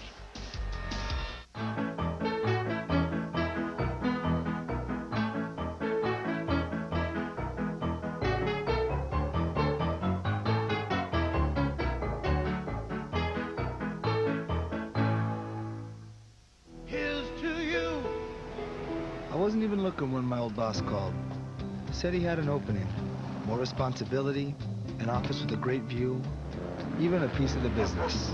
I told him I'd think about it. Oh, you got my message? Yeah, all of them. Here, but that might still fit. Dad can be pretty convincing. Budweiser, crisp, clean, classic. Oh, by the way, I walked in my spot. Proud to be your bud. You can't use a mobile phone to say, okay, we're ready to sign a contract. You can't use a mobile phone to whisper. Daddy misses you too, sweetheart. A mobile phone will not let you send. Here comes the fax. And it will not let you hear. The meeting's been changed. Unless Hello? the call goes through. A mobile phone is only as good as the system it's on. Choose Bell Atlantic Mobile.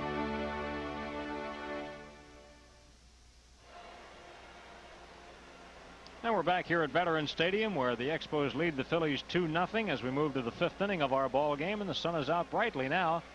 We had a 9-minute rain delay at the outset.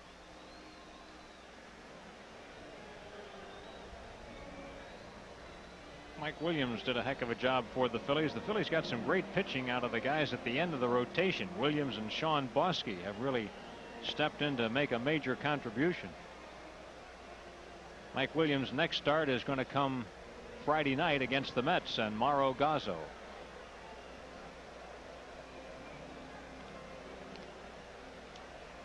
The Expos will be at the top of their batting order here in the 5th inning. Lou Frazier to get his 3rd at bat. Frazier both times has flied out to center field.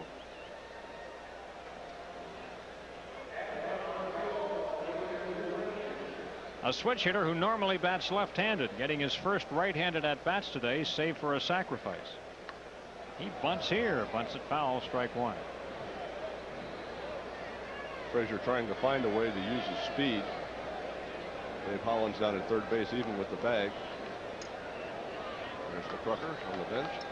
Good to see. Before the ball game today, Crucker was out, just little things that you look for with a guy coming off surgery, out playing catch out in front of the dugout today. So he's putting some weight on that right leg, and surely wasn't moving around real swiftly, but nonetheless he's out there and he's able to throw the ball, and he wasn't limping off the field. So good sign. Hopefully Crucker will be back as quickly as possible.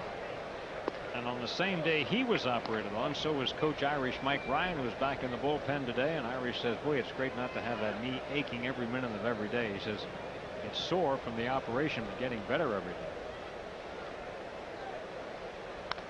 Look out, look out, look out.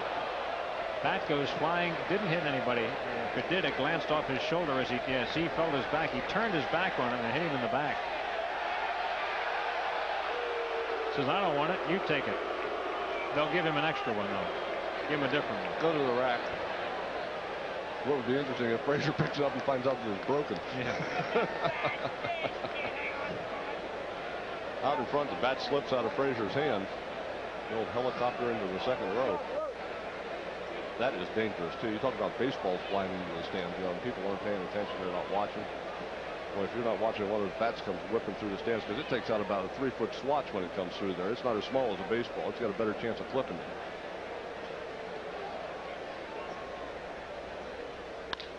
Hits it on the ground to Batiste. Kim makes the play, and that's the first out of the inning. Frazier is retired.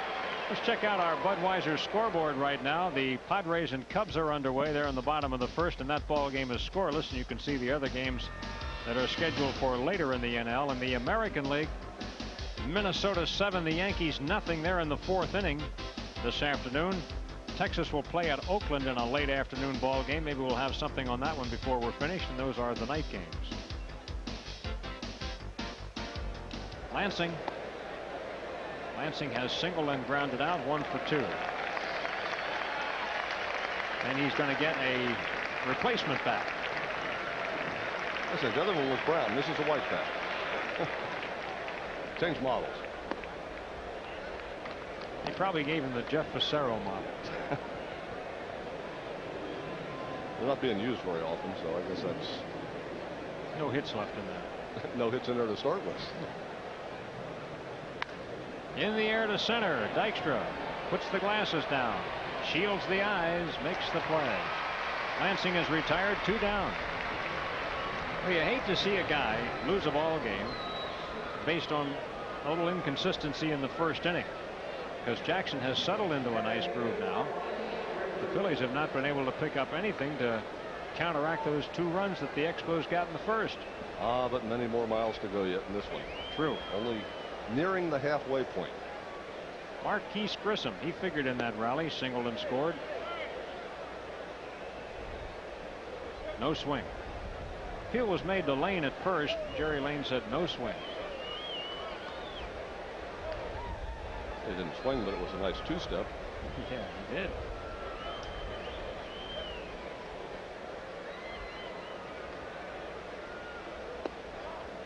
That's a strike, 1-1.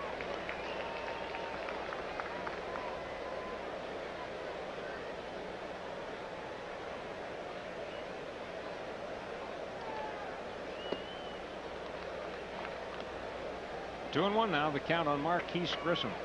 Talking a while ago about how shallow he plays in center. Mentioned too before the first time he batted that he had stolen 3 bases in one ball game here. He does a lot of things for his ball club. He's a great leadoff hitter, and he's a great number 3 hitter. And it's always a problem where to bat him. 75 pitches in the ball game for Jackson.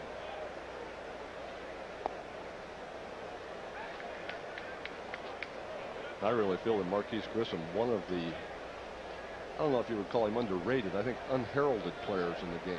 Doesn't really get his due. Plays in Montreal. A lot of people don't know about him, but a heck of a talent. Danny Jackson's first free pass.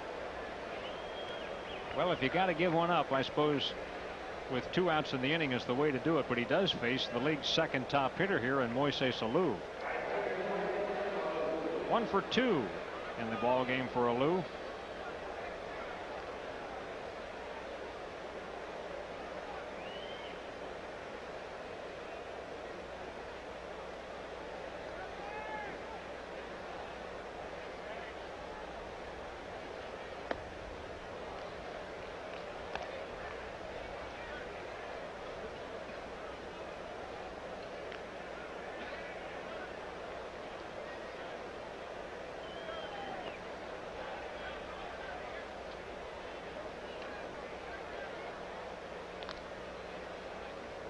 Grissom will run. We mentioned his 12 stolen bases too. He is 3rd in the league in stolen bases. Because he runs a lot, he gets caught though. He's been caught 5 times, and that's the 3rd highest caught stealing in the league.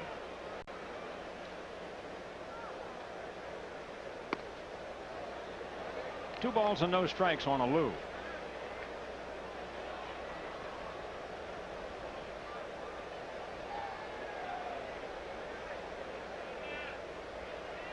Don't really look for Grissom to run in this situation. Alou ahead in the count.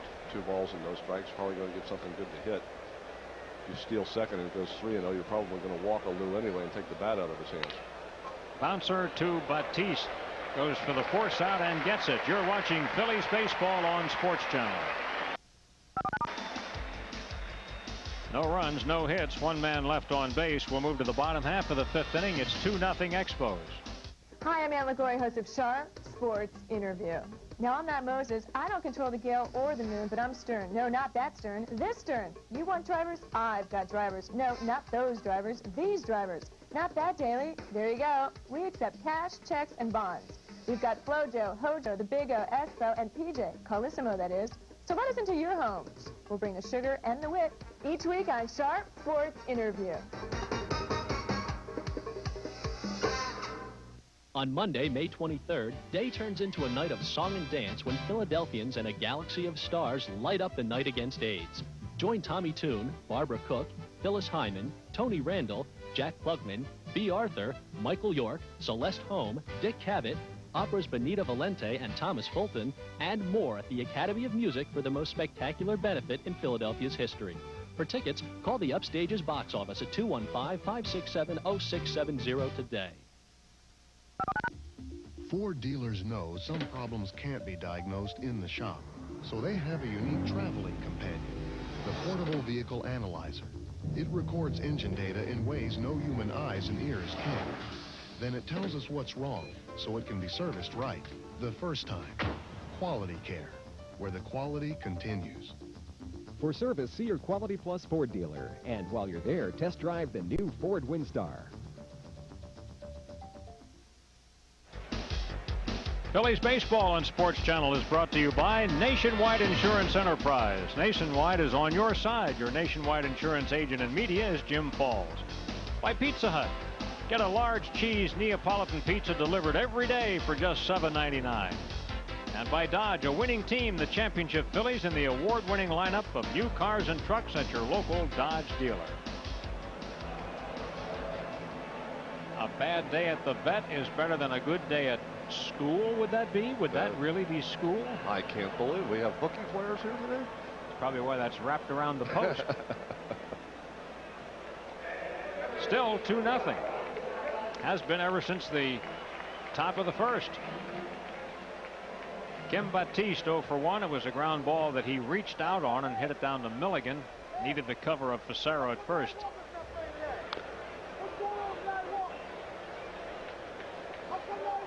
Dick, what's the trick for a pitcher when you get a hitter out one time? Do you go after him the same way again, or do you try to vary it, or what's the ground rule on that? Well, you have to know the hitters, and Jeff Fassero, hasn't really faced these guys that often.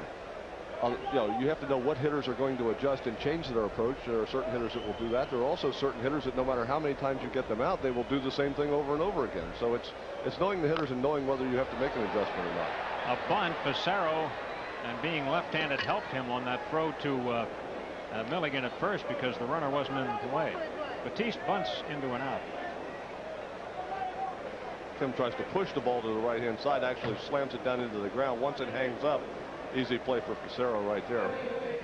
The idea on that bunt is try to push that ball past Fassero on the ground to the second baseman Lansing. A much more difficult play for him, but Kim just slammed it right down into the dirt and it became a very routine play. Fassero a little behind Jackson in the pitch count, which is good for him. Speaking of Danny, he's at the plate, grounded out to short, first time up. Well, he hasn't pitched the whole bottom of the fifth inning yet, though, so he's got time to catch up. Told you these guys are identical. They do everything the same, except right now, Fassero winning the ball game 2-0.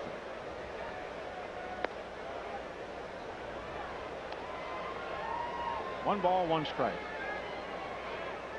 Oh, we have a chance right here. I'd like to pass on some happy birthday wishes. Tony Brown in South Philadelphia is 80. He's at the ball game today. Congratulations to him from the bullpen and his son Billy.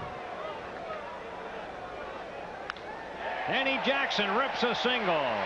Told you he was the better of the hitting pitchers. Danny says, I'll show you guys how to do it. Hit number 5 for the Phillies. Jackson's 4th hit of this year. Get some base runners before 2 outs. Fassero wanted a few fastballs that he got it up about thigh high to Jackson. Nice job by DJ. We talked about him just trying to get the bat on the ball and make solid contact. Does it right there and is able to line it into left center field. So for only the second time this ball game, the Phillies with a runner on base before 2 outs. The other occasion was in the second inning when Ricky Jordan got the infield single, but he was wiped out 1 pitch later on a double play ball. So let's see if the Phillies' fortunes will turn a little better. This time with DJ on, we're back up to the top of the order, and Lenny Dykstra, who has grounded out and walked in the ball game today. Gets away from Webster, but no advance by Jackson. Danny's wearing that familiar number 27 out there. Teak, no wonder you root for him so hard. That was to Colby's number. Here, there, and everywhere. You have jewelry with that on. I've got a lot of things with that on. I've got a car that's got that on the front license plate. Still does. How about the back license plate? Haven't had the number for a long time, but still got all the accoutrements.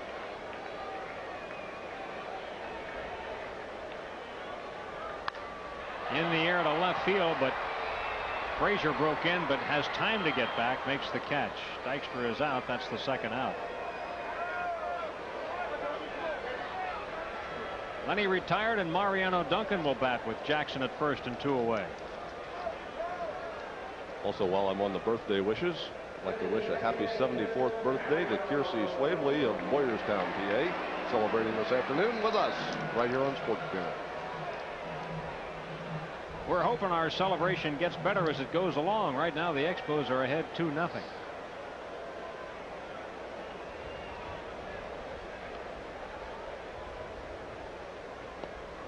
Duncan swings through it, strike 1. With 2 outs now, and Jackson not very likely to run at first base. Randy Milliken playing behind him. Try to cover just a little bit more ground over there on the right side. And they'll start right there, and as Fassero comes to the stretch, will actually backpedal and move back away from the bag. There it goes. We're talking all afternoon about Fassero with that sinking fastball and forkball that he throws basically away the right-handed hitters. You're going to try to hit it through the right side if you can. Milliken trying to get back where he can cover more of that hole between himself and Mike Lansing at second base.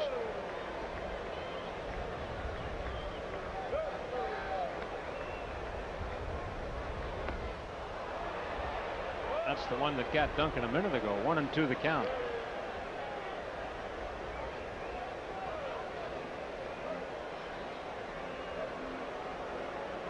Duncan being a very aggressive hitter, you figure that a guy like Fassero would not necessarily be the kind of pitcher against whom he would have a lot of success. Well, I talked earlier about how you have to be patient and makes Fassero get the ball up in the strike zone. Facero strikes him out. That's Facero's 5th strikeout. And the Phillies are out here in the 5th. No runs, 1 hit, and 1 man left on base. And at the end of 5 today, the Expos lead 2-0. Even with all the discussion about our nation's health care, Independence Blue Cross and Pennsylvania Blue Shield continue their 56-year mission more aggressively than ever. Thanks to the Blue Cross Blue Shield Caring Foundation, thousands of needy kids receive free health coverage at no cost to our commercial customers. Our special care program makes basic and preventive benefits available to hard-working adults who can't afford traditional coverage. We cover hundreds of thousands of individuals, senior citizens, and small businesses, giving them the peace of mind that comprehensive insurance can provide, which in most cases would not be available elsewhere. All this, plus our attractive, affordable programs like Personal Choice and Keystone. And we're doing the job with one of the lowest administrative expense ratios in the nation. That helps hold down your premiums. Within this ever-changing healthcare environment, Independence Blue Cross and Pennsylvania Blue Shield stand by their commitment to high-quality, accessible health insurance for everyone. No wonder we're the health plan you can lean on. Here's to you. I see it all out here. Whoa, check out the Ranger. Climbers get in trouble.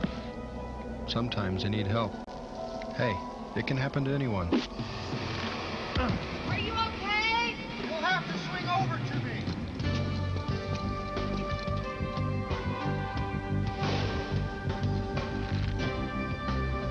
For all you do. Budweiser. Crisp, clean, classic. Proud to be your buddy. All-Star game balloting is going on now. It's your chance to vote for your best All-Stars to participate in the '94 Texaco All-Star game in Pittsburgh. Make sure that your vote counts. Make sure you vote. Ballots are available here at the Vet or any participating Texaco outlet. Don't wait too long because balloting will end this year on June 27th.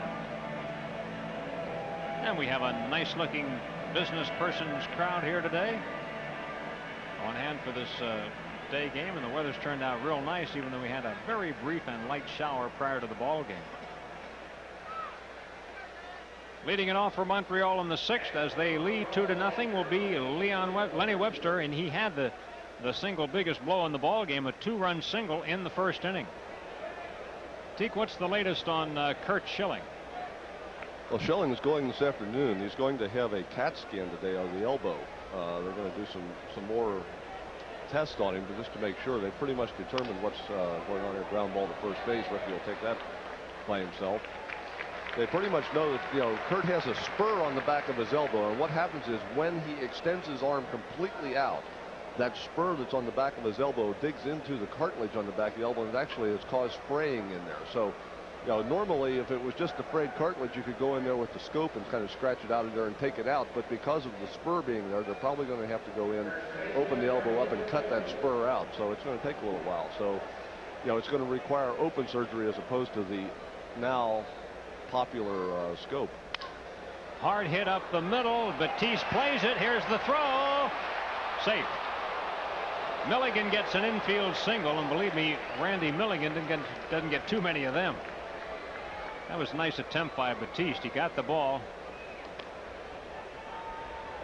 Yeah, the ball dies just a little bit here hitting off the mound, but Batiste actually retreating to get to the ball, is moving away, tries to flip the ball, gets it there in time, but down the home plate side, Ricky Jordan not able to make the swipe tag. Milligan blazes by him just before he can apply the tag. Nice going. And did that hurt? Shouldn't have. That was the throwing hand, right? Yep. Cordero has a hit today. He's 1 for 2, a single to left field. That was Expo hit number 7 in the ball game, 2 more than the Phillies have, and of course they have 2 more runs than the Phillies have. 7 hits in the ball game. We're able to bunch 4 straight singles in the 1st inning. Come up with those 2 runs. And not much has happened for either side since the 1st. The Expos have left 5 men on base today, and so have the Phillies. So his infield with double play depth, looking for that nice firm ground ball again. 3 balls and no strikes.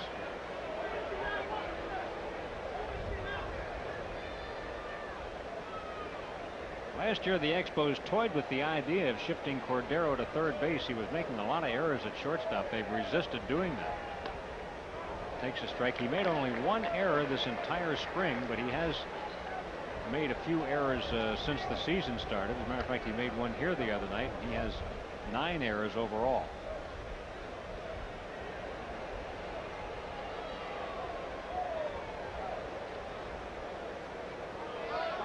Runner goes, and there's a hit and run with Cordero dumping the ball into right field, and Milligan gets to third. Good timing for the Expos. 3-ball, 1-strike count. Felipe Alou decides to put Milligan in motion. Now that's not a stolen base, that's a hit and run. Cordero with the option, if it's ball 4, take it, you're on. If it's where you can hit it, slap it through the right side. So trying to get Milligan moving so that if Jackson did get that ground ball, it eliminated the double play. They got a little bonus on it. Got first and third. Still only 1 out here at the top of the 6th inning. And Sean Berry with a hit last time up, a rare hit for him because he was 1 for 30 at the time that he got it. He's 1 for 2 today.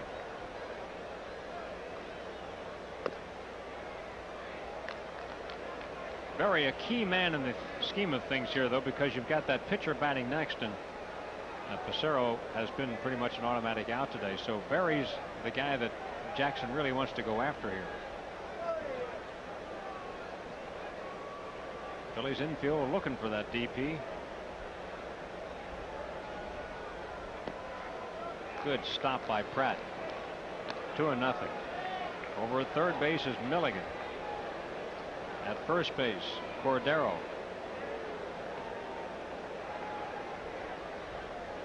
Berry starting his first game in the series. He's appeared in every game as a late game change. And of course his defense last night at third base, that bad throw, helped the Phillies win the ball game.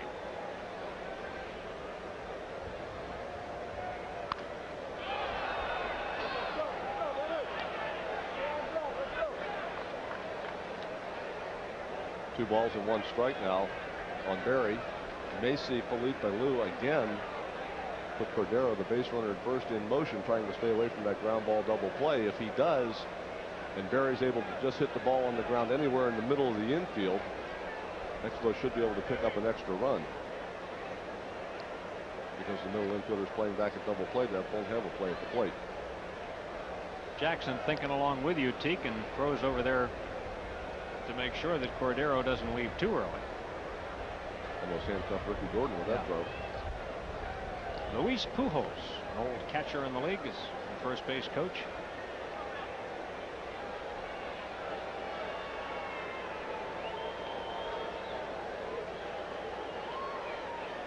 Cordero holding, and the pitch is low. 3 balls and a strike on Berry. Now the same situation, 3 balls and 1 strike. You can put the runner in motion. If it's ball 4, Berry is not obligated to swing.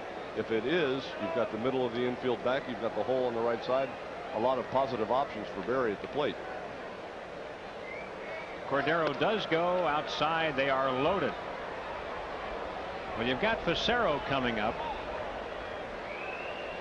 And Frazier to bat after him. Johnny Padres again emerging from the dugout. Only Jackson's second walk. And the Phillies are getting some bullpen action for the first time today. Just in case you're curious about the Expos possible hitting for Pissarro, although they're ahead 2-0 and he's pitching so well, there is no action in the Expo bullpen.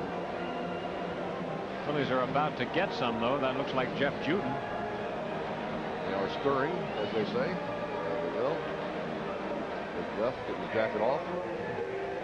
Spoke of Irish Mike. There he is with the jacket on. Fresh off of his surgery. Patrolling duties down in the bullpen.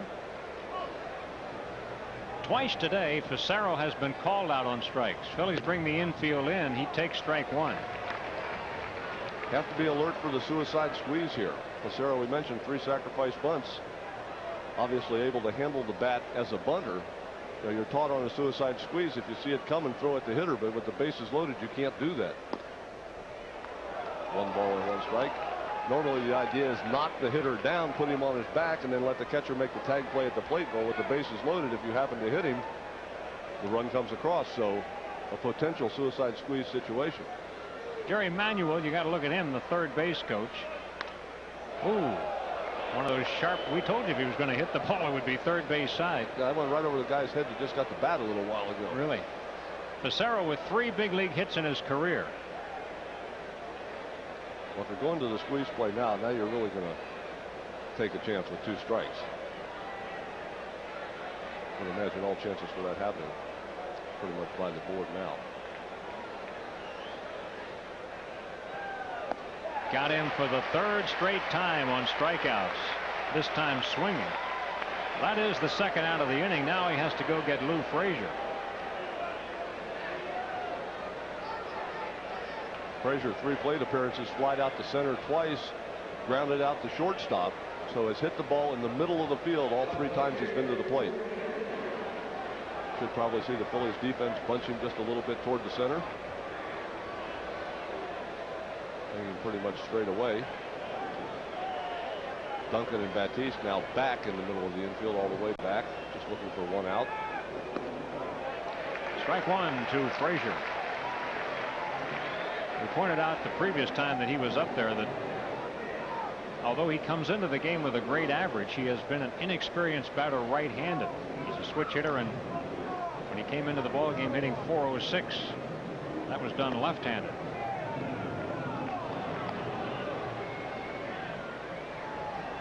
Ball and a strike on Frazier. They like his bat, though. They're even thinking of playing him some at second base. And he did wind up a game the other day, an extra inning game, I believe it was, playing at second base. Foul at the plate, 1-2 on Frazier.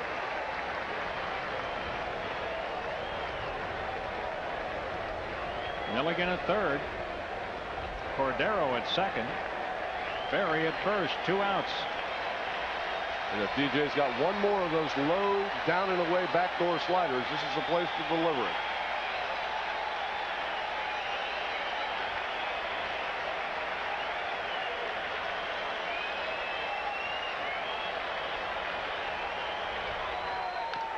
Ooh, just got a bat on it.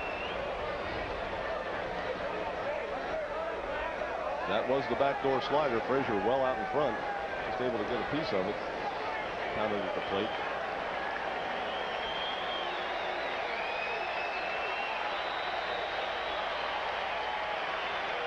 One ball, 2 strikes.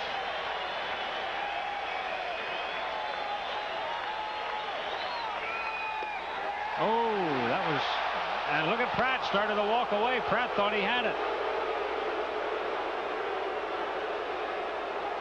But not the call from Tom Hallion, and the count is 2-2.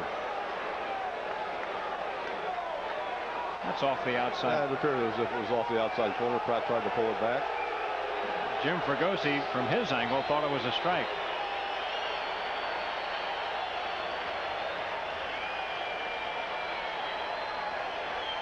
Two balls, 2 strikes, 2 outs.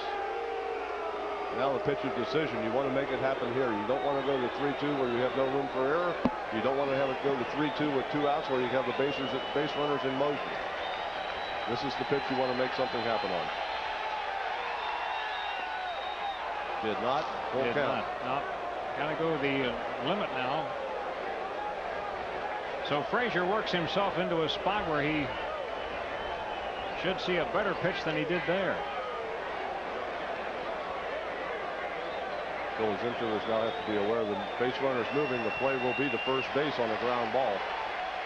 Frazier with a good speed. 3-2 in the air to center, should be caught. Dykstra.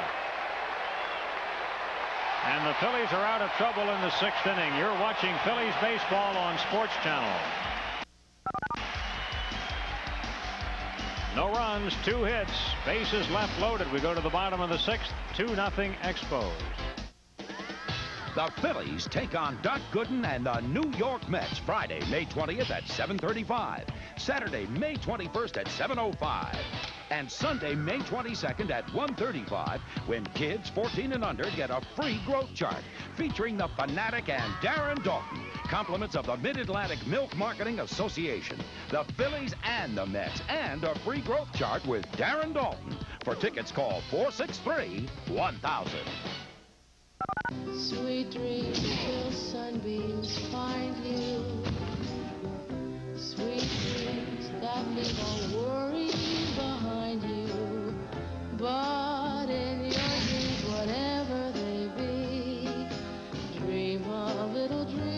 guys, on me. Boy, Alexander Holyfield's some nice guy.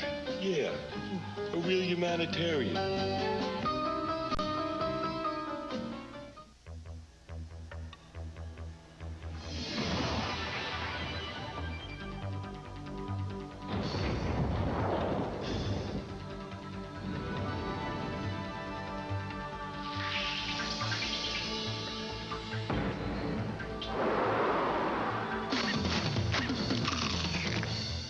Freshest potatoes, pure filtered vegetable oil.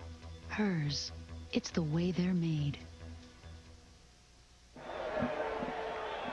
Phillies baseball camps for boys and girls ages 7 to 14 at 15 various locations around the area, plus a once-in-a-lifetime chance to enjoy a day of fun at the vet.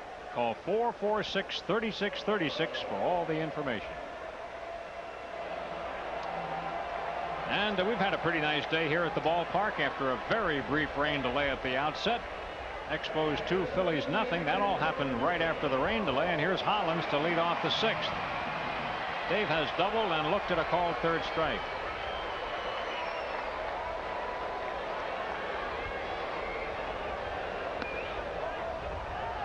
Takes a called strike. It'll be Hollins, Incaviglia, and Jordan. Not a lot happening offensively for the Phillies. They've had 5 hits. Facero has chipped in with 1 walk.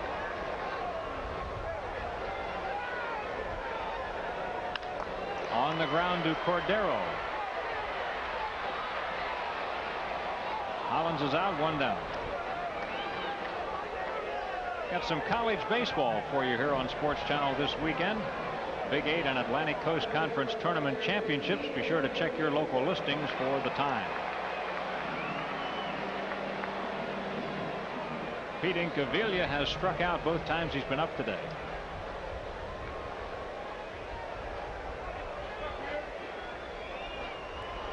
Inky got the cleanup hole today with Darren Dalton out of the lineup and a left-handed pitcher on the hill for Montreal.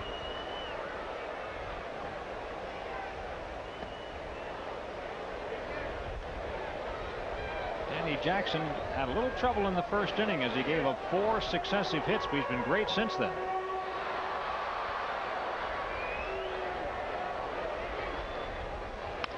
Ground ball to third, played there by Berry. His throw across is in time. That's Berry's first play of the ball game.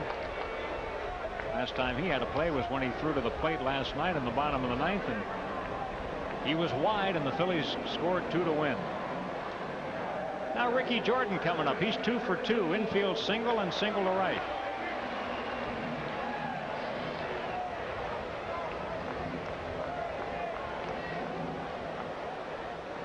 Bases empty, 2 out. Phillies hitting in the 6th.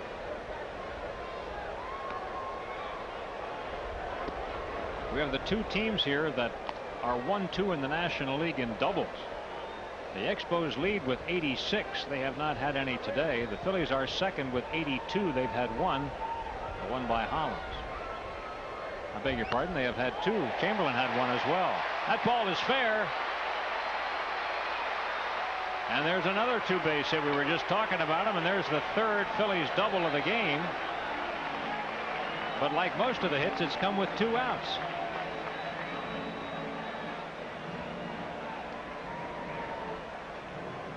Got a pitch up a little bit by Facero, is able to get it out over the infield, drove it down into the left field corner. Again, Frazier gets a nice clean hop out of that corner. Rookie just coast into second. 2 outs. Boys with a man in scoring position, see if they can capitalize this time. Here's Chamberlain. West has grounded into a double play and doubled. Maybe we'll have the same action that we had in the 4th inning. 2 outs. Chamberlain got a base hit, and Jordan got a hit. Chamberlain doubled. Maybe this time we'll get the double and then the single. Pick up a run. Bounces. Webster didn't know where it was, but he had blocked it with his chest and kept it in front. So without really realizing it, Webster made a good play. Ricky Jordan wisely stays at second base.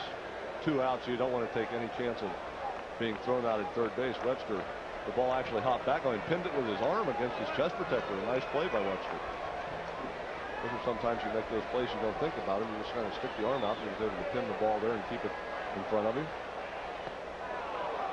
Chamberlain chases that pitch. 1 ball, 1 strike.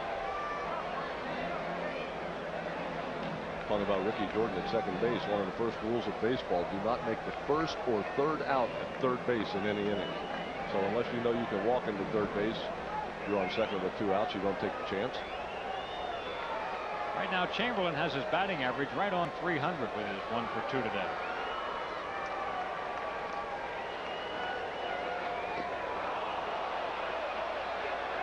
Chamberlain upset with himself for missing that. Jordan again stays at second. West kind of talking to himself down there.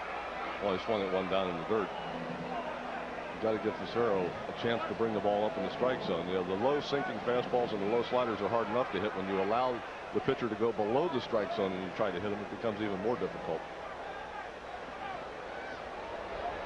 Virtually impossible. Facero has a 1-2 count on Chamberlain. You also look for Facero for swinging the pitches down there to go stay right down there. He does indeed, and strikes out Chamberlain. His 6th strikeout. You're watching Phillies baseball on Sports Channel. No runs ahead, 1 left. We finished 6 innings, and it's Montreal 2, Phillies nothing. He hasn't been working days, officer. He kept my poor Lenny up half the night with all his cheering and clapping. Missing work, cheering, clapping alone all night. I see it all the time. He's hooked on Prism. Police, open up field. Way back. If you're hooked on the Phillies, you'll be hooked on Prism. We're televising 40 exclusive Phillies home games this season. To order, call 1-800-CABLE-ME or your cable company. Uh-oh. Looks like extra innings. Cars designed to perform better with higher octane gasoline. Texaco now gives you new Clean System 3 Power Plus and Power Premium, both with an advanced system of engine cleaning designed to work overtime for the highest performance, lower emissions, and improved mileage. Changing what gasoline can do. New Clean System 3 Power Plus and Power Premium from Texaco. Give us 60 days and watch what can happen. There's a new kind of energy around here. A company that can meet your energy needs well into the next century without building even 1 new plant, which means no large increase in the cost of your service. A company whose oil-fired generators will also run on natural gas. Another way to help keep your bill down. There's a new energy company around here and a new name. Pico Energy, focusing our energies on you. On your mark, get set, grow. Kids 14 and under get a free growth chart featuring the Fanatic and Darren Dalton compliments of the Mid-Atlantic Milk Marketing Association when the Phillies mangle the Mets Sunday, May 22nd at 1:35. Call 463-1000. When they're swinging balls down out of the strike zone, what do? You stay right there. Facero finishes off West Chamberlain with a breaking ball down out of the strike zone. And now we go to the 7th with Mike Lansing leading off for Montreal. He is 1 for 3 in the ball game. Montreal leads at 2-0. There's the line of Facero. 1 walk, 6 strikeouts. In at the knees for a called strike. 0-2 on Lansing. He singled and scored the first run of this ball game.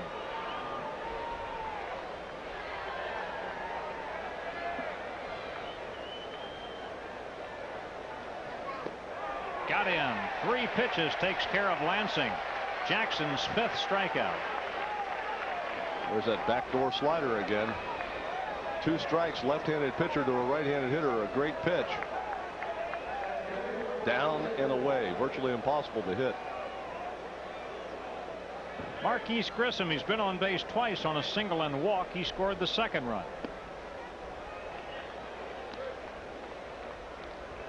I have to go back through the book, but I cannot remember a time all year when 4 consecutive hits came off Danny Jackson. Fly to right, Chamberlain back. He's there. Grissom is retired for the 2nd out. Next hitter, Moises Alou. He has a single that came in the midst of that 2-run first inning rally, though he did not score, nor did he drive in a run. He's 1 for 3. So far here in the top of the 7th inning, DJ 2 outs on a sum total of 5 pitches. Can get Alou out here efficiently and quickly. Chance for one of those nice breather innings. Give yourself a nice easy inning.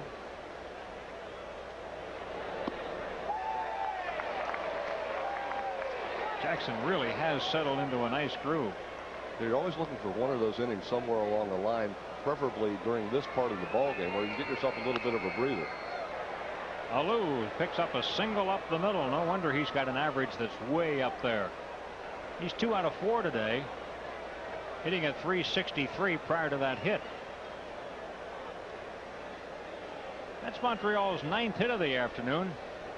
And the single biggest one came off this man's bat, Lenny Webster, a 2-run single in the first. Dave Winfield has hit a 3-run home run for the Minnesota Twins, who have a 12-1 lead over the Yankees. Looks like after 10 straight wins, the Yankees are going to lose 2 in a row. They are, that ball game is in the 6th inning. Hit that home run off Don Paul. Runner goes from first, and no throw by Pratt. Stolen base for Alou, his 3rd. Alou doesn't run very often, but when he runs, he's usually successful. This is 3rd successful steal of second base in 4 attempts.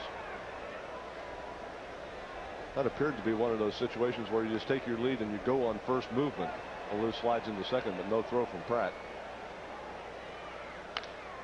And look at this. That's going to pay off in an extra run. Alou's going to score on this ball, and Webster has driven them all 3.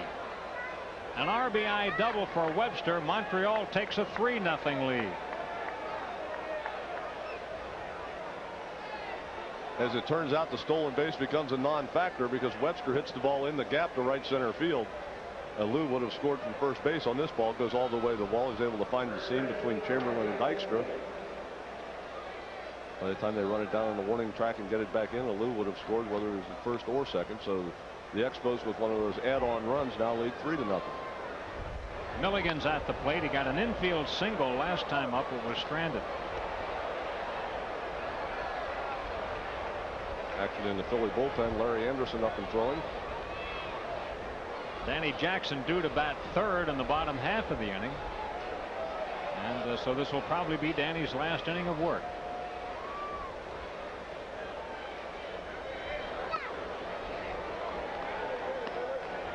Anderson faced 2 hitters last night and got them both out in his return from the DL. He took Schilling's spot on the 25-man roster.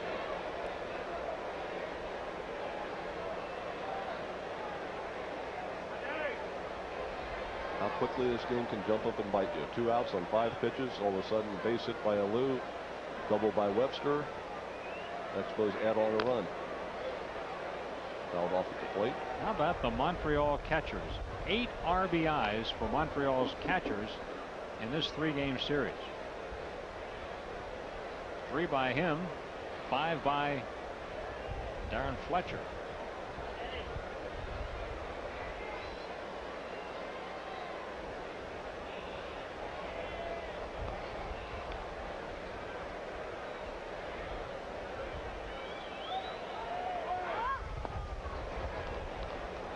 Two balls and 2 strikes on Milligan.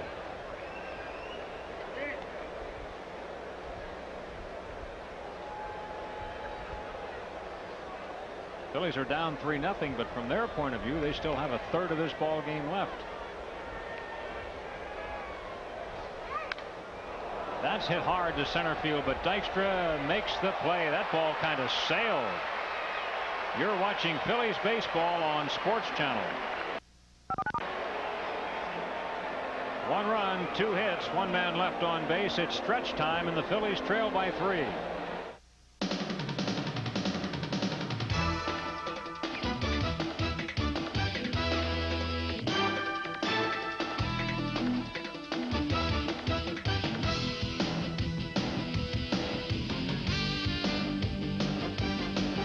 If you've got a group of 25 or more, we'll give you a great time at a Phillies game. For all the details about a special package for your group at a Phillies game, call 463-5000. Looking for the best midsize for your money? How'd you know? Try the new Oldsmobile Sierra. It's the lowest priced midsize car. So, how low is low? Well, right now during Sierra season, it's only $14,195. And that includes anti-lock brakes, air, automatic, stereo, and driver's airbag. All that for only $14,195? Mm-hmm. Now during Sierra season for a limited time only. The Sierra Special Edition. At $14,195, it's the lowest priced midsize. Period. Now at your local Olds retailer.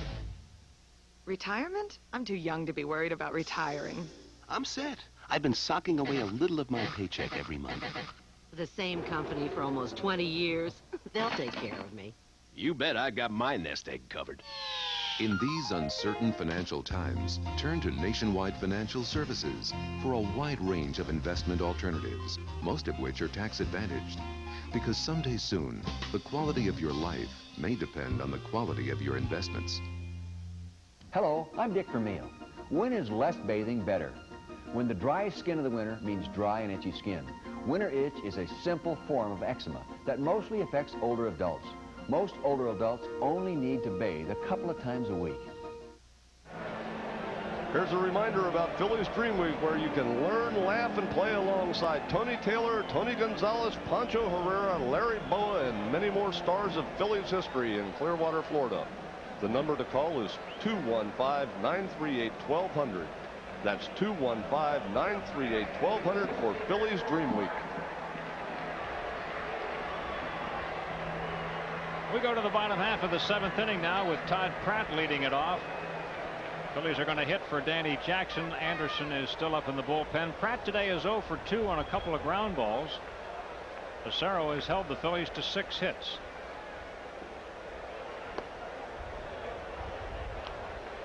If you're looking for indicators that Jeff Pissarro is starting to fade, you're not going to find many of them.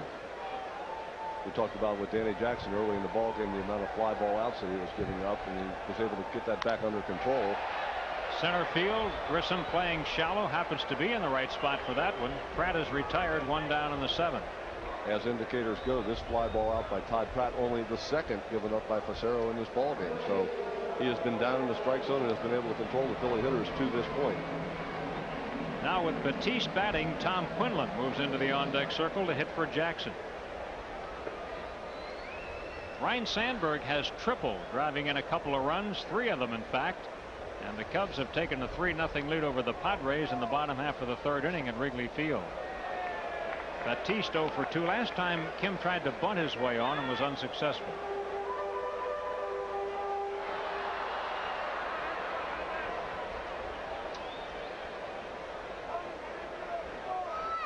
This is the rubber game of this 3-game series, and the Expos got the jump early when they got 2 in the 1st. In play to Cordero. He gets it over in time, and Batiste is out, 2 down. So Tom Quinlan's going to get a chance to hit here. Quinlan batting at 200, 0 for 2 as a pinch hitter. He got his first National League hit in that 15-inning game down in Atlanta last week.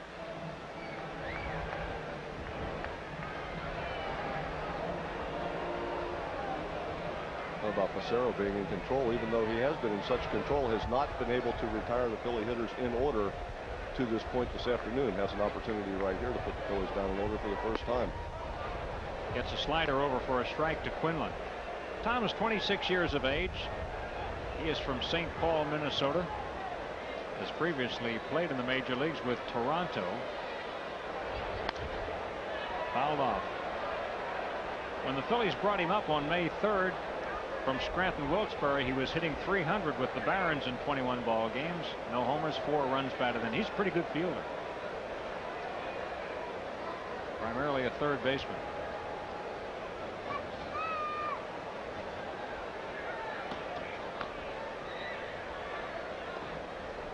One and 2 on Quinlan. Quinlan was also drafted by the Calgary Flames. He was offered a baseball and hockey scholarship at the University of Minnesota. You have to think at the University of Minnesota, your hockey program might be a little bit ahead of your baseball program. Your season would be a lot longer. Yeah, that's going to say the weather certainly is more suitable, isn't it? Whew. I can't imagine playing baseball in Minnesota.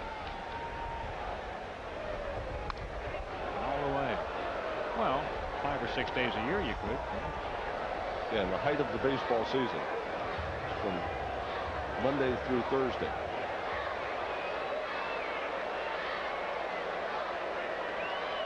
Ball and 2 strikes on the pinch hitter Quinlan. And Larry Anderson will be in this ball game when it goes to the 8th.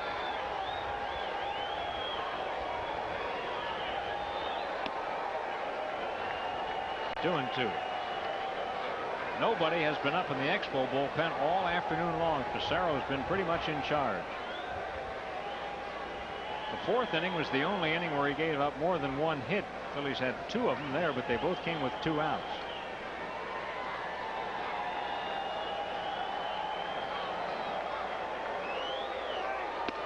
Got him.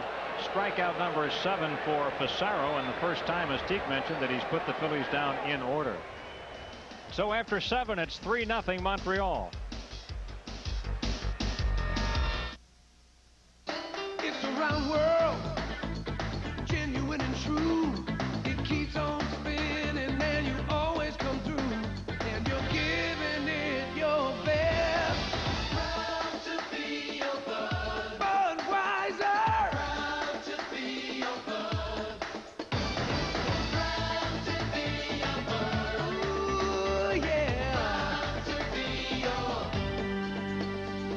Proud to be your bud. It's pretty safe to say that nobody's going to award us the Nobel Prize for designing a filtering system for Sunoco gasoline. But what this filter does is keep the tiny particles that can find their way into gasoline from finding their way into your engine. We've been told we're a tad on the obsessive side. Tell that to the guy on the side of the road with a clogged fuel line.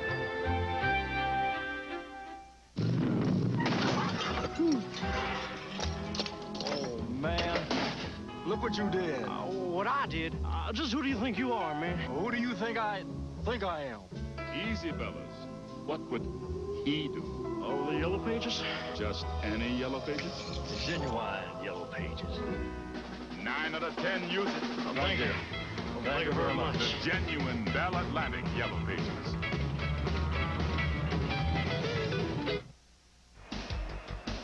Phillies baseball on Sports Channel is brought to you by Bud Light. Day in and day out, at home or on the road, you can count on the great taste of a Bud Light. It won't fill you up and never let you down, so make it a Bud Light. By the Bell Atlantic Yellow Pages. The Yellow Pages 9 out of 10 use the genuine Bell Atlantic Yellow Pages. And by Pico Energy. There's a new kind of energy around here, Pico Energy.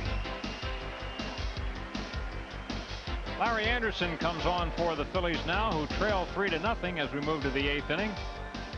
Andy making his second straight appearance. He was in last night's ball game for 2/3 of an inning in the 8th inning after just coming off the DL. And you take a look at his numbers this year. Larry has actually spent 2 stints on the DL. Of course, he had a knee operated on out of spring training, and then turned out the Phillies felt that he had rushed it back a little bit, so he went back to get a little more rehab. And he had a very successful stint at Scranton. Look at his numbers down there. He even had a save down there. Andy is almost always in a setup role, but he started the ball game there, and he also saved the ball game. It's interesting, as long as Larry Anderson's been around, and talking to him before the game today, he said, you know, when I was down in Scranton, Jim Wright, the pitching coach for Scranton, spotted something that he was doing when he was bringing his leg up. Larry has that big high leg kick.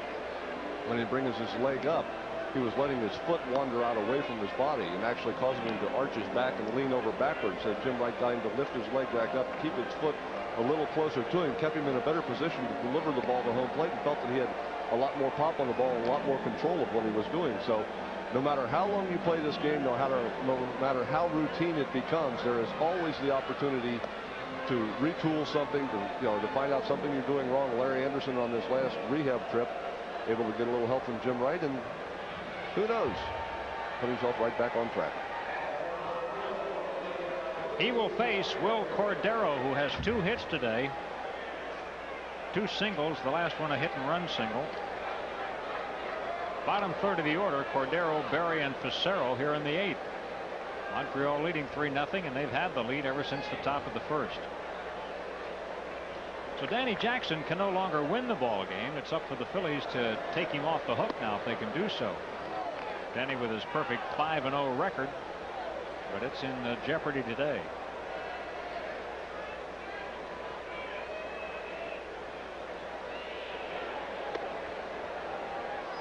Outside, 2 balls and no strikes on Cordero, batting at .250. Anderson, 40 years of age. Correction, 41 years of age. Tack on another one. Birthday occurred on the 5th of the month.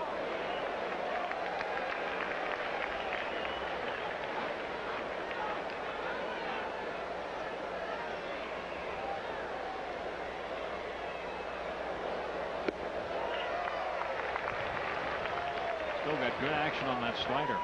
You know, Jackson loves to play the role of the veteran player, and he says, the sun has already set on my career. Now it's just a question of how quickly it gets dark. How about Larry Anderson? Larry Anderson.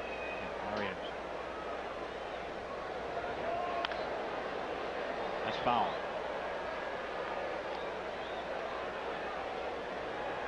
Yeah, if you're looking for insight into anything at all, Larry Anderson will give it to you.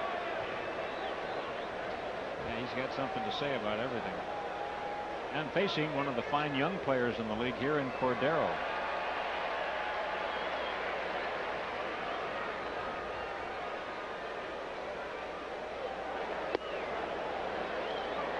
Runs a full count on Cordero.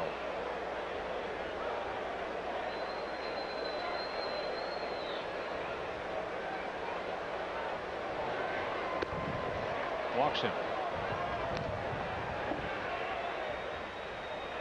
Even though he worked only 2/3 of an inning last night, this would be a test for a 41-year-old coming off the DL to come back and pitch in a day game after a night game. Here's Sean Berry. He has popped up, singled, and walked, 1 for 2. Well, that in combination with the fact that at Scranton he had been pitching the last couple days up there, getting himself ready to be reactivated. So really the appearance list goes on beyond last night's ball game, but actually to what he did in Scranton.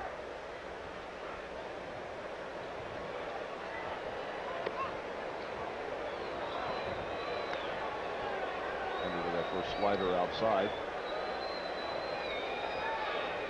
When Larry's on, that slider just automatically runs to the outside corner. Right now they're all ending up about 6 inches outside, which is okay if they swing out. Yeah, well, it's great if they swing out. It's better than okay. Berry bunts, but he bunts it foul. He's been having trouble getting his hits lately. Berry just 2 for his last 31, so why not lay one down? I think there should be a rule in baseball, a new rule put in that if the pitcher is over 40 years old, you're not allowed to bunt him. Andy votes for that. There's Jeff Cicero. He'll be batting, and he struck out all 3 times, but what a job he's doing on the mound.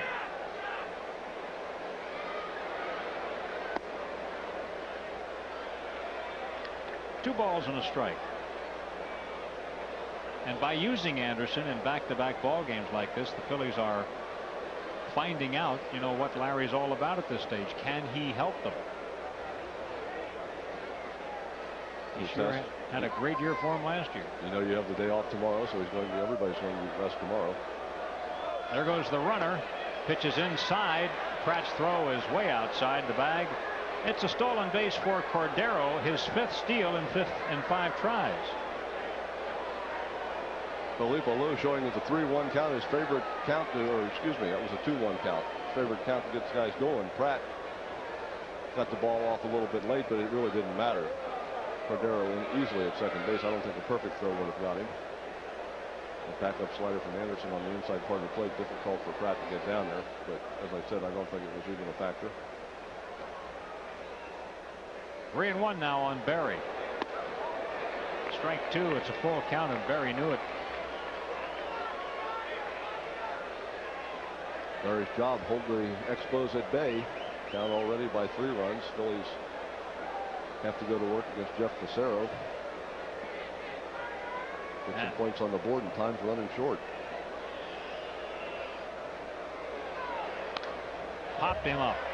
Is there a play? Pratt is back. No, the ball is going to go back into the stands.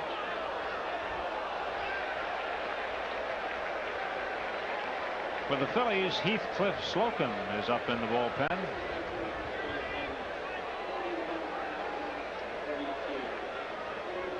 Paid attendance here this afternoon for the business person special, 41,032. Phillies have been drawing very well. Sunday they had a crowd of 53,396 here.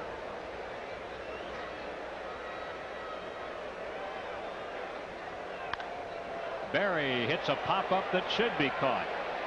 Hollins. And that's the first out of the inning as Berry fouls out to Hollins. Well, let's see how Andy makes out with Jeff Fassero. Jackson struck him out all 3 times that Fassero came up there. And Fassero this year is 0 for 20, and 11 of those at-bats have been strikeouts.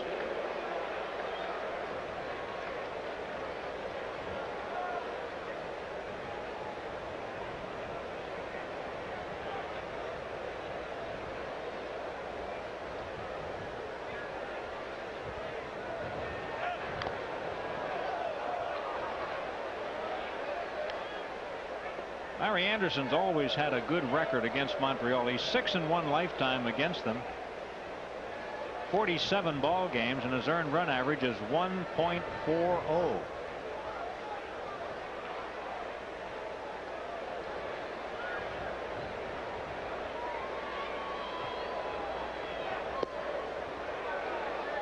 This is down low.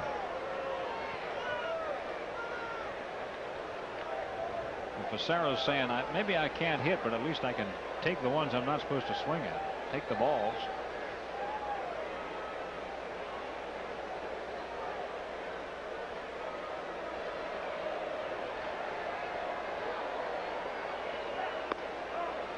Got the corner.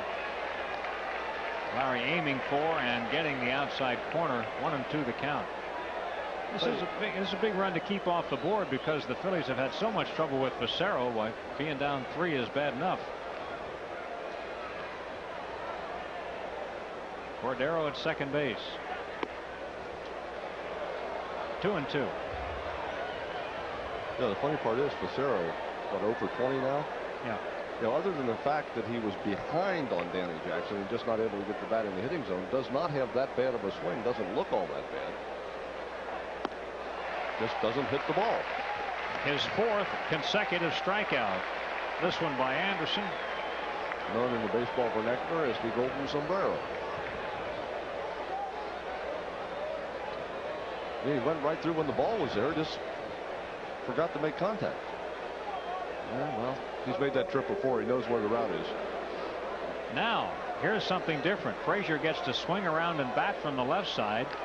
And this is the better side. He's 0 for 4 batting from the other side, but now he gets to go to his more favorite side. Frazier hitting .406 as a left-handed batter. As we mentioned earlier, primarily a pinch hitter for Felipe Alou, and when he uses him as a pinch hitter, almost exclusively uses him as a left-handed pinch hitter. So Frazier back on the side that at least Felipe Alou is more comfortable having him on. Lou was born in St. Louis, Missouri. He's now 29 years of age. First drafted by the Astros in the secondary phase of the '86 draft.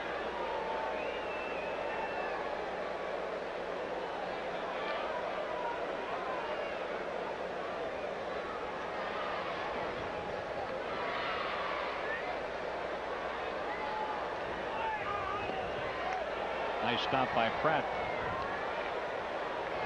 Cordero's at second. He walked and then stole the base. Meantime, Anderson has gotten 2 outs and now wants to finish it off by getting Frazier.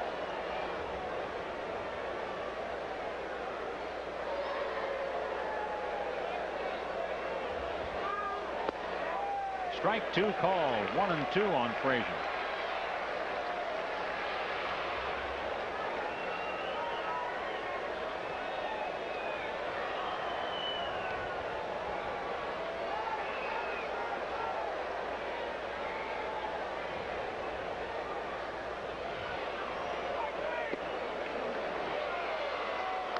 Two and two.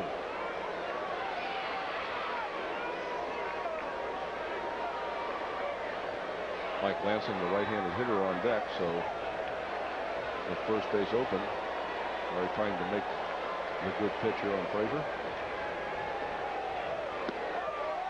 Got him. Called third strike. Frazier caught looking. Anderson 2 strikeouts in the inning. You're watching Phillies baseball on Sports Channel. No runs, no hits. 1 man left on base. We move to the bottom of the 8th, and the Expos lead 3-0. Get ready for a dynamite cable combination, Sports Channel and the Phillies. Join Sports Channel all season long for exciting home team baseball action featuring the National League champion Philadelphia Phillies. The fun starts 30 minutes before game time with the Sports Channel Phillies pregame show. And then it's showtime as Dykstra, Dalton, Kruk, and the rest of the Phillies battle the best of the National League. Join Andy Musser and Kent McCulvey for all the excitement of Phillies baseball on Sports Channel, bringing you the best in regional sports. On Monday, May 23rd, day turns into a night of song and dance when Philadelphians and a galaxy of stars light up the night against AIDS. Join Tommy Tune, Barbara Cook, Phyllis Hyman, Tony Randall, Jack Klugman, B. Arthur, Michael York, Celeste Holm, Dick Cavett, Opera's Benita Valente and Thomas Fulton, and more at the Academy of Music for the most spectacular benefit in Philadelphia's history. For tickets, call the Upstage's box office at 215-567-0670 today. Retirement? I'm too young to be worried about retiring. I'm set. I've been socking away a little of my paycheck every month. The same company for almost 20 years. They'll take care of me. You bet I got my nest egg covered. In these uncertain financial times, turn to Nationwide Financial Services for a wide range of investment alternatives, most of which are tax advantaged. Because someday soon, the quality of your life may depend on the quality of your investments. You don't want to be all wet? Come get a free beach towel featuring the NL Championship logo for kids 14 and under. Compliments of MAB Paints when the Phillies take on Houston and the Wild Thing. Sunday, May 29th, 1:35. Call 463-1000. Montreal 3, Phillies nothing. We're in the last of the 8th, and one would think, Teak, with the Phillies being at the top of their lineup, this becomes a very key inning. Well, it does, because number one, you're at the top of the order, where you always want to be when you're down 3 runs. Get the little guys on, let the big guys get them in. But also, as we mentioned earlier in the ball game, the Philly bench today loaded on the left-hand side with left-hand bats. Well, as long as Jeff Fassero is still in this ball game, that left-handed bench does you no good at all. What you have to do is get into Montreal's right-handed side of their bullpen. To do that, you have to start pecking away at Fassero right now. If they need a right-handed reliever today, I wouldn't be surprised to see it be Rojas rather than Wetland. Rojas was not used last night. Wetland was. Yeah, Rojas was 2+ innings the night before. Wetland 2 innings last night, so we'll probably be Rojas.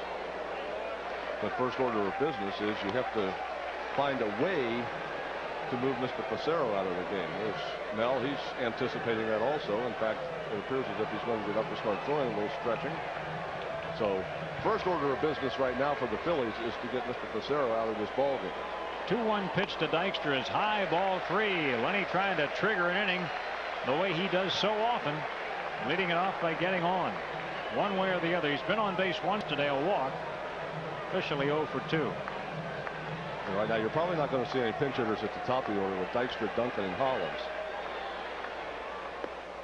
Now it counts full 3-2, but if you can get the right-hander Rojas into the ball game by the time you get to Incaviglia, and probably not Jordan because of Cook being out with the injury, but Chamberlain and Pratt, you have the natural, not only do you have the left-handed hitters for them, but their defensive replacements are lined right up. So that's why you want to get it done right now. Hard hit, but foul. In between Mel Roberts and the bag at first. And if you're not able to get that done this inning and you try to do it next inning, then by the time you get to Rojas, everything's kind of out of kilter. So this is the time for the Phillies to get some things going if they want to get a big inning and one of those crooked numbers on the board to get back in this ball game. The time is now. Hard hit. Milligan backhands, needs Fassero, gets him. That's why they practice it so often in spring training. The old 3-1 hookup.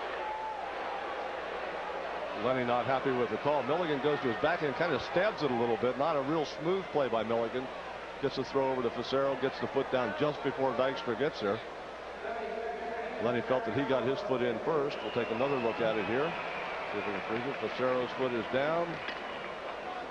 I wonder if Lenny felt that Facero missed it. I don't believe he did. I don't believe he did either. Duncan is the hitter. Mariano's nothing out of 3 today. Twice he has struck out.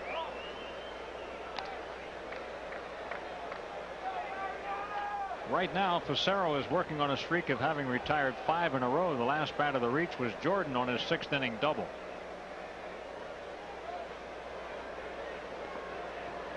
One ball, one strike.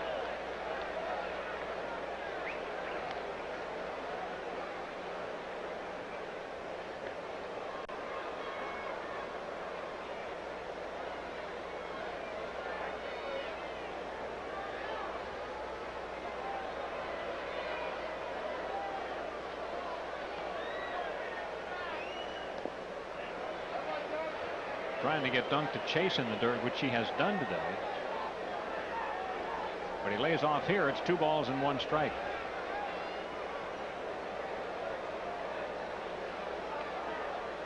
Duncan came in hot, 13 for his last 23, and a big pinch hit RBI in last night's ball game. This is the first time I can remember this afternoon where Facero has fallen behind a couple hitters in a row. He's been doing a nice job of getting out ahead in the count. Fouled away, and that kind of thing will be taken note of in the dugout, I'm sure. On both sides. Yeah, really. Facero has 1 complete game this year. Today is his 9th start. You have to remember, a year ago at this time, this guy was a setup man.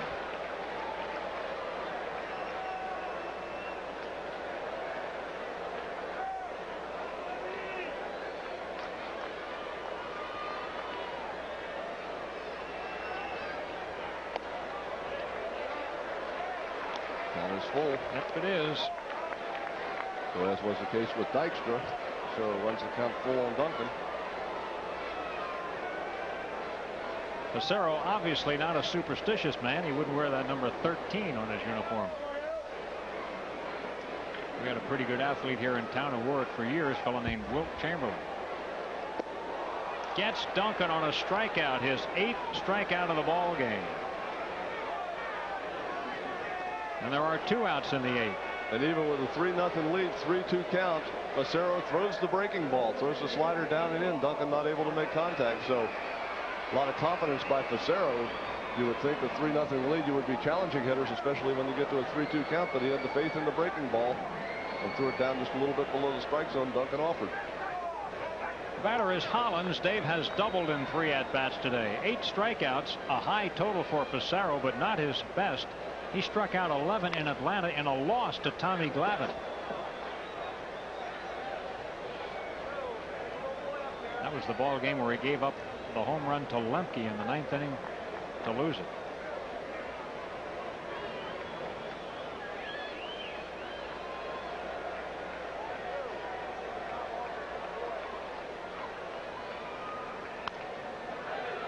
No balls and 2 strikes on Dave.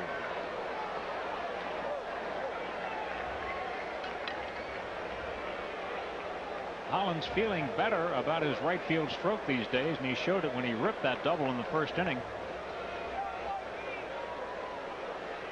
Excuse me, the right-hand stroke off left-handers.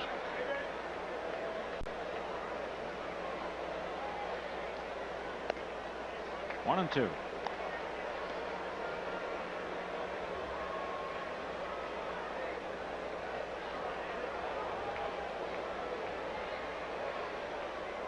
The only walk Facero issued was way back in the 3rd inning, and he did that with 2 outs. Dykstra got it.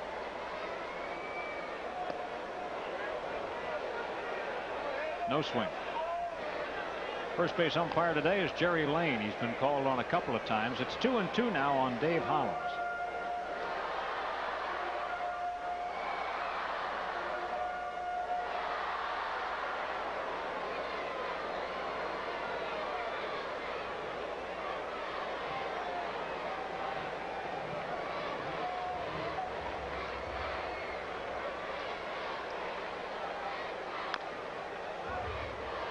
Just got a piece.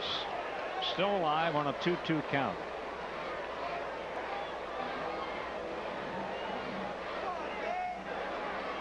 Facero still with 2 strikes, not challenging hitters with the fastball. Uses the fastball early in the count to get ahead, to get himself in position, but then once he gets 2 strikes, a lot of sliders and a lot of those forkballs.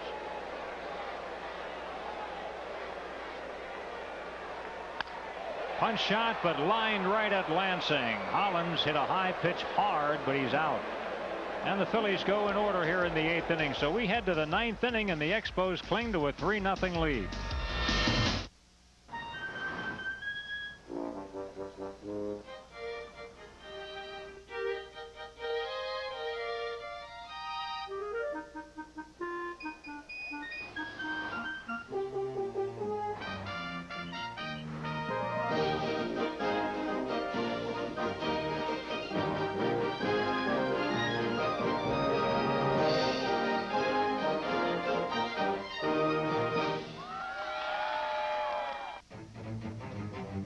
Now, over time, cars that can benefit from higher octane can benefit from new Clean System 3 Power Plus and Power Premium gasolines. 2 choices with an advanced system of engine cleaning that works over time for the highest performance, lower emissions, and improved mileage, changing what gasoline can do. New Clean System 3 Power Plus and Power Premium from Texaco. Give us 60 days and watch what can happen. You can't use a mobile phone to tell your boss you're running late. You said 2:45, right? To tell your client you're stuck in traffic. What, where is he? Or tell your wife your car's broken down. Temperature dropping rapidly towards this evening. The showers. Unless Hello? the call goes through. A mobile phone is only as good as the system it's on. Choose Bell Atlantic Mobile. Cubs 4, Padres nothing in the 4th inning. A Sandberg triple drove in 3, and then Sandberg scored the 4th run on a single by Mark Grace.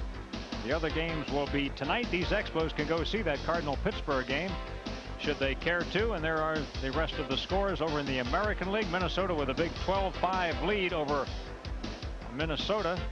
Minnesota with a 12-5 lead over the Yankees. And there's a look at the rest of the schedule.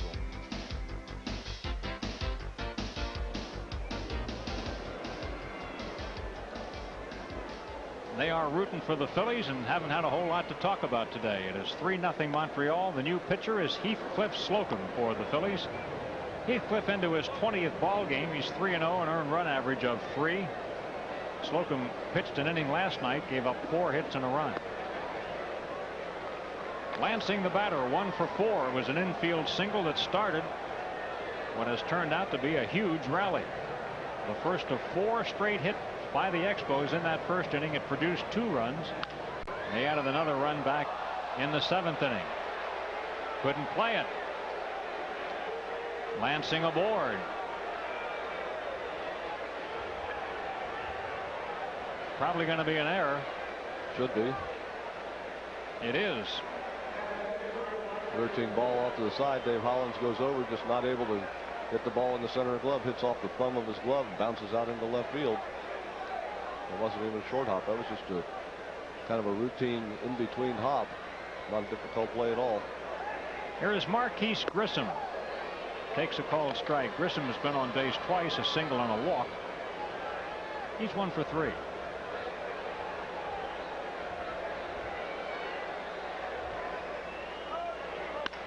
Hard hit to the gap in left center field.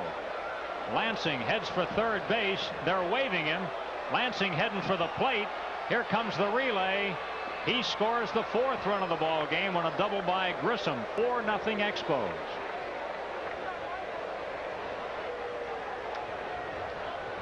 It's an unearned run for now,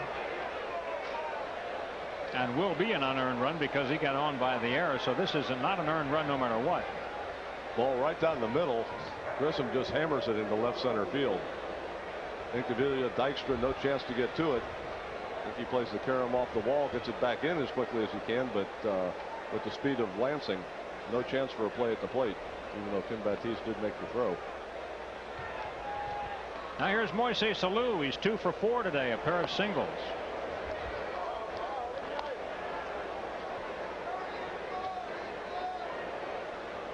Alou's average now at 368.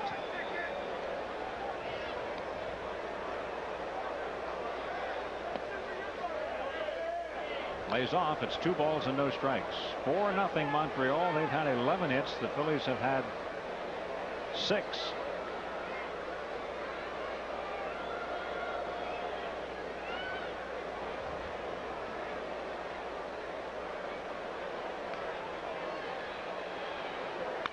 Hard hit. Hollins can't get it. Oh, Dave's having his troubles. That went right through him as well. Grissom to third on the ball hit by Alou.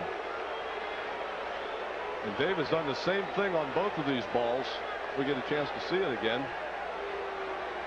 When the ball comes to you as an infielder, you want to catch the ball out in front of you where you can see it. Hollins' hands back underneath his body. He's blocking his vision of the ball and his ability to see the ball into his glove by pulling his hands back in too close to him. You got to reach out with those hands and put them out there where you can softly receive the ball rather than let your hands drift back underneath you. He's done the same thing twice this inning, and unfortunately for the Phillies, had the same results.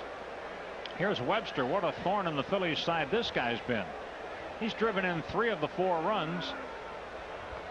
A 2-run first inning single and an RBI double in the 7th. The infield is in tight.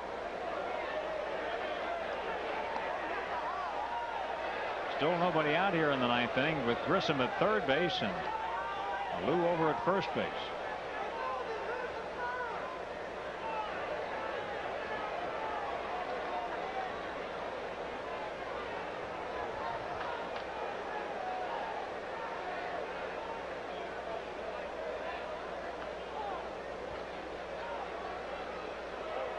So the Phillies have their work cut out for them in the bottom half of the inning. The inning will start with Incaviglia, Jordan, and Chamberlain. They are the scheduled hitters. And getting a little cushion here is going to make it easier for Facero to go ahead and hang in there and try to get his complete game. Bob Wells up and throwing in the Philly bullpen. And the Montreal bullpen is quiet. As has been the case all afternoon. Well, we saw Rojas up just that once. That is true. Down the right side, out of play. As it turned out, he should have just been sitting down. Facero went through a 1-2-3 inning.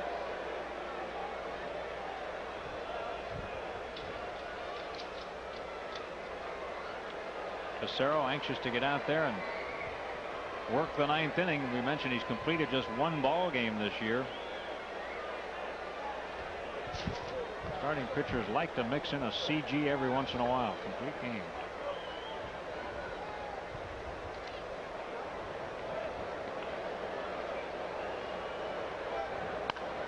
Grounded through the hole. Duncan went to cover. The Expos get another run. 5-0 Montreal, and boy, has the bottom dropped out here in the 9th inning. Webster picks up another RBI single right through the vacated hole, and here comes Jim Fregosi. Alou was moving on the pitch, and Mariano Duncan goes to cover second base. Webster hits the ball softly. Duncan in perfect position to make the tag, except that the ground ball dribbles through the right side, so Webster places the ball well on the right side, gets the job done. Again, Felipe Alou having his runners move around, and Jim Fregosi to the mound. He's going to make a pitching change. So we've got a change coming up here at Veterans Stadium as the Phillies go to the bullpen. They trail 5-0. Wells coming in. We'll be back to continue the top of the 9th in just a moment. The Phillies take on Doc Gooden and the New York Mets Friday, May 20th at 7:35, Saturday, May 21st at 7:05, and Sunday, May 22nd at 1:35, when kids 14 and under get a free growth chart featuring the Fanatic and Darren Dalton, compliments of the Mid-Atlantic Milk Marketing Association, the Phillies and the Mets, and a free growth chart with Darren Dalton. For tickets, call 463-1000. You can't use a mobile phone to tell your boss you're running late. You said 2:45, right? To tell your client you're stuck in traffic. What, where is he? Or tell your wife your car's broken down. Temperature dropping rapidly towards this evening. The showers. Unless Hello? the call goes through. A mobile phone is only as good as the system it's on. Choose Bell Atlantic Mobile. International Hockey League Finals.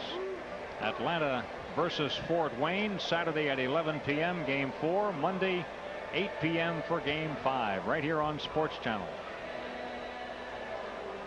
The Expos have taken a 5-0 lead. We're still in the top of the ninth. And right-hander Bob Wells comes into his second ball game. Bob Wells worked 2 innings here on Monday night against the Expos, gave up 2 hits and a run. So the youngster who was just recently called up from Reading, he's been a Double-A ball, gets into another ball game. He was signed in '88 as an amateur free agent. Bob was 27 years of age, from Yakima, Washington. At Reading this year, he was in 14 games when they brought him up, 2.79 earned run average and a 1.3 record. Randy Milligan is the batter.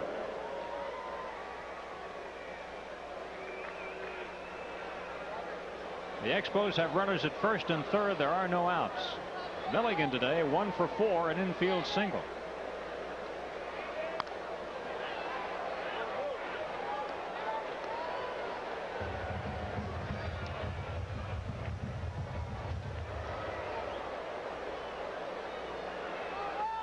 Webster has tied his career high with 3 hits. The 4 RBIs by Webster are a career high.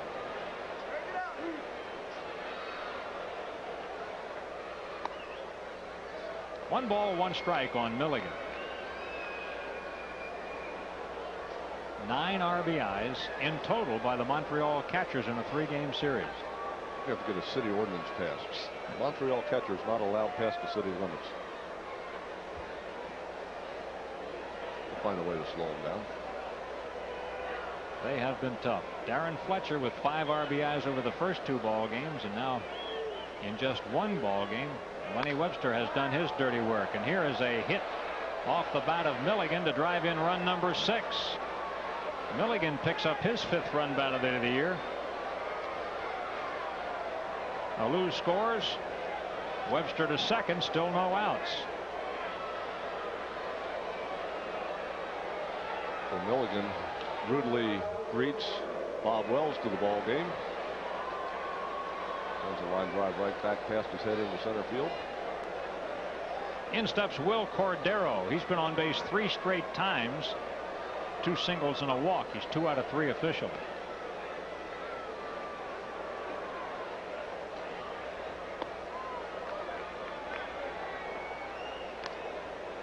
And unfortunately, what's happening right here is that, what was a pretty good ball game all along. Kenny Jackson and Jeff Facero battling all afternoon is now all of a sudden, with the 3 runs being scored here in the 9th inning, opening up into a, you're going to look at this game tomorrow morning and you just look at the line score and say, oh, the Phillies got blown out, but it really was a very competitive ball game all afternoon.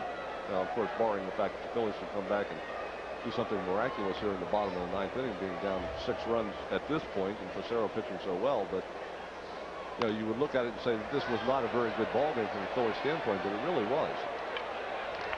Ricky Jordan in foul ground makes the play, and finally there's an out. And the Bronx cheer.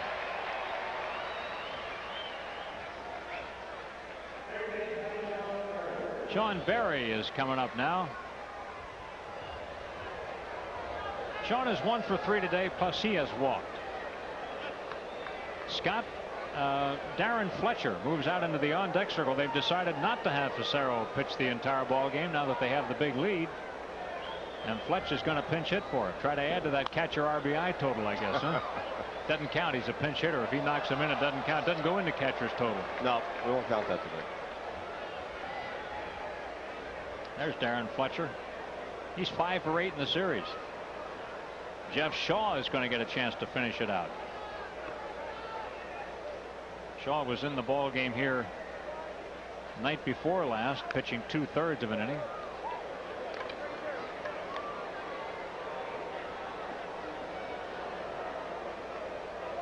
Everybody congratulating Facero, figuring it's all but over, and look at that line that he finishes with today.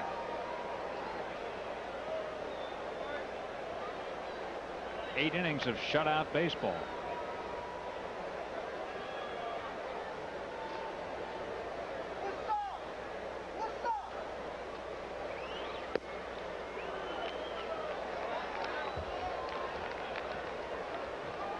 1-2 on Berry.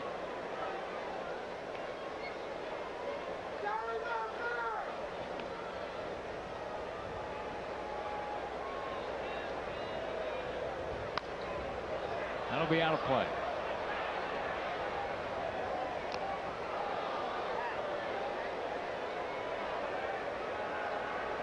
It's just a tough role for a pitcher, Teak, when he comes in a so-called mop-up situation like this.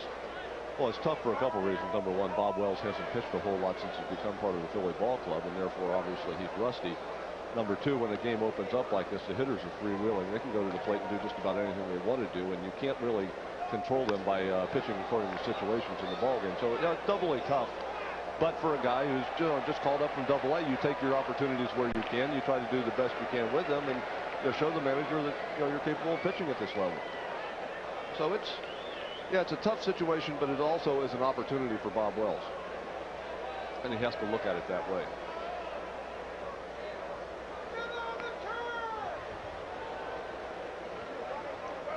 Another 1-2 pitch to Berry. 2-2.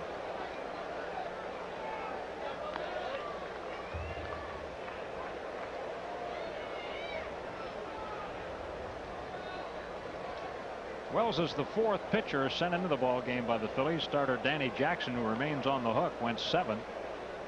Anderson for 1. Slocum didn't get any outs, and Wells trying to work through the inning.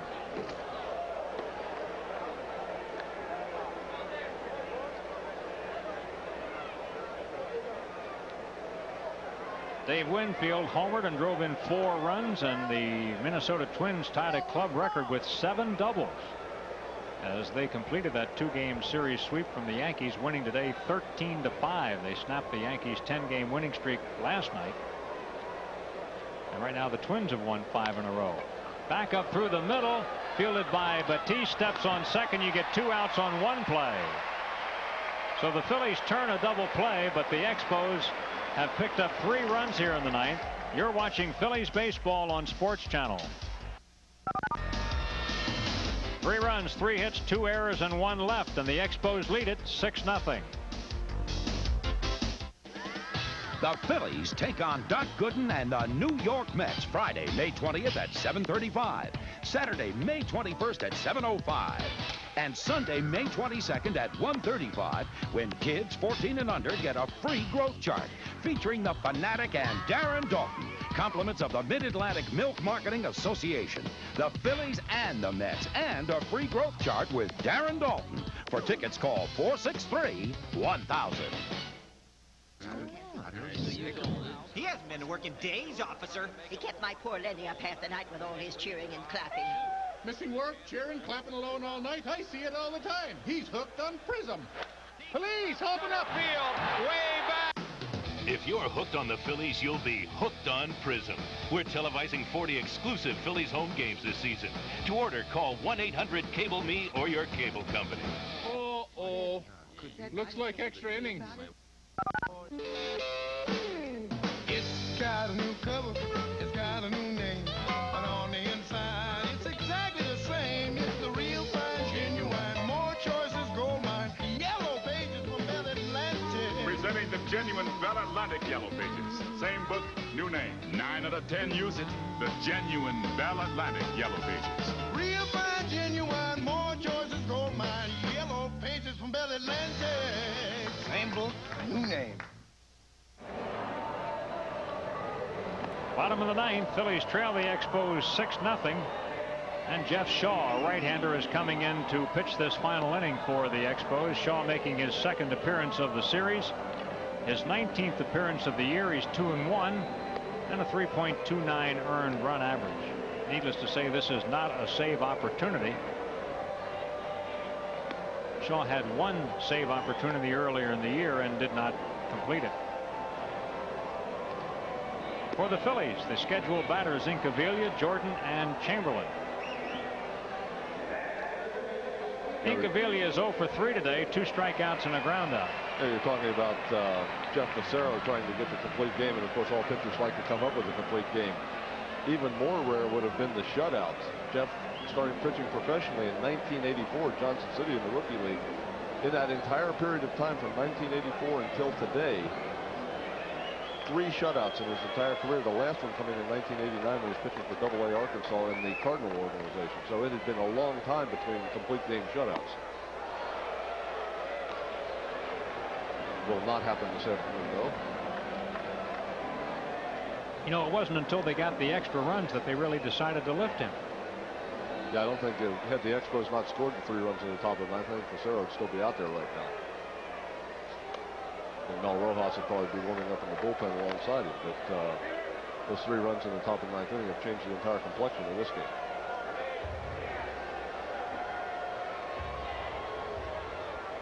Incaviglia, 256 his average. And a 1-1 count here to lead off the ninth.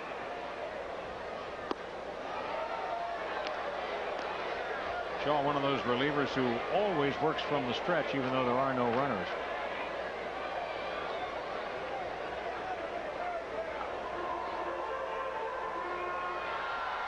When Jeff Shaw first appeared in the majors, you thought he might not stick around too long. It was April 30th, 1990. He allowed 4 homers in his first major league appearance. But he's still in the bigs. He has never beaten the Phillies. He's 0-2 lifetime against the Phillies.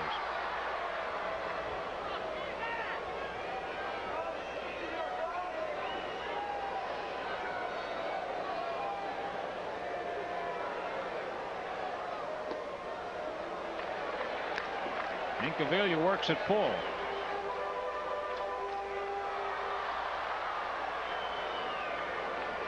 The Phillies have been shut out 4 times this year.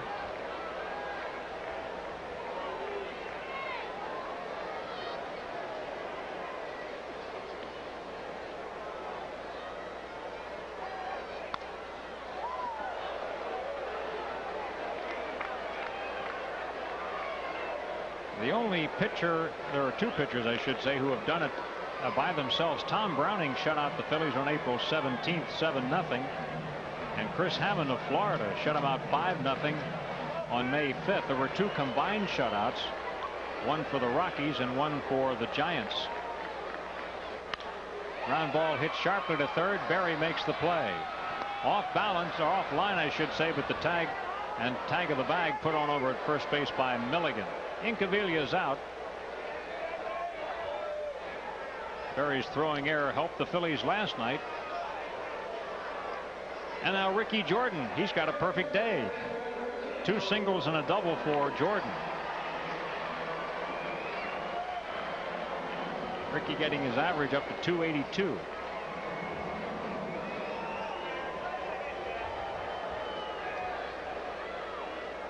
Getting word from Chicago that Padres right fielder Tony Gwynn, who's leading the league in average right now, had to leave the game in the 4th inning because of a sprained right ankle. Ricky Jordan hits it hard and high off the fence. Just kind of sits there for a while. Ricky pulls up at second with his 4th hit of this ball game. 2 doubles, 2 singles for Jordan.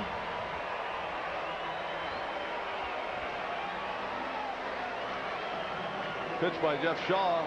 Inside in the middle of the plate up. Ricky hits it. Now watch it. It just nests right up on top of the padding right there in right center field. Alou waiting for it to bounce back, realizes he has to go get it. Just kind of landed softly on top of that padding, just like landing in a little bird's nest or something out there, and dropped down. So Ricky with another double. Perfect 4 for 4 day. Wes Chamberlain coming up. He is 1 for 3. That was a double.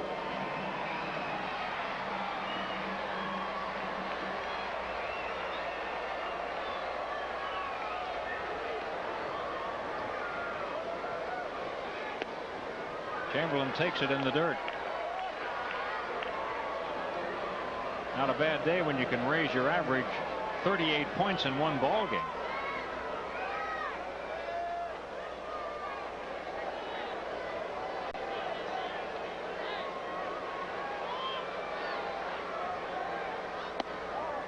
Strike, 1-1.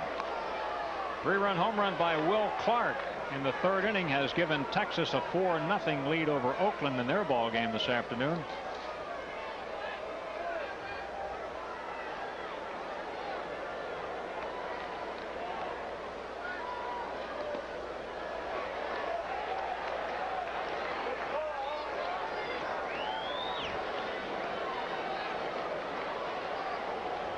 Just in case anyone at home is wondering, we were talking last inning about the possibility of the left-handed pinch hitters once you got the right-handed bullpen in the ball game. At this point in the ball game, you cannot use those pinch hitters because of being down by 6 runs now. You need to get more men on base and keep those left-handers to drive in the big runs later on in the ball game. So Jim Fregosi allowing the right-handers to hit here, trying to get something going. As we were right there with a base hit by Chamberlain. Chamberlain hit a shutout. Yep. Jordan is going to cross the plate with the Phillies' first run of the afternoon. Chamberlain with RBI number 6. And that was solidly hit. So far, Jeff Shaw has not fooled him. And what you need to do in this situation is you need 6 runs to tie this ball game up. So you hope that Wes Chamberlain and the rest of the right-handers keep pounding the ball like this. Give yourself an opportunity to get to those left-handed hitters at some point. Felipe Alou on his way to the mound. As you said, Shaw not fooling anybody, so he's going to make a double switch right here. Cliff Floyd will come in the ball game and play at first base for Milligan. And I would imagine that's Rojas coming in. We are in the bottom of the 9th. It is now a 6-1 ball game, and we'll be right back.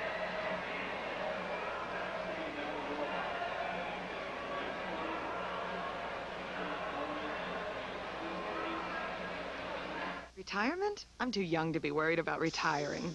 I'm set. I've been socking away a little of my paycheck every month. The same company for almost 20 years. They'll take care of me. You bet I got my nest egg covered. In these uncertain financial times, turn to Nationwide Financial Services for a wide range of investment alternatives, most of which are tax advantaged. Because someday soon, the quality of your life may depend on the quality of your investments. Daily number, play it all the time. Now, I would never forget something that important, and I always know where my ticket is. I keep it in my top pocket, but it's not there. The Pennsylvania Lottery's daily number. Don't forget. I leave with my girlfriend's phone number, so I call it when I win, but it's not there either. Big 4? I play it every day. Do I look like I'd forget something important? Big 4 from the Pennsylvania Lottery. Don't forget. I call this my quiet time. Right-hander Mel Rojas comes in to try to get the last outs for the Montreal Expos, appearing in his 21st ball game. He leads the league with 10 saves. He's gotten those 10 saves in 11 opportunities.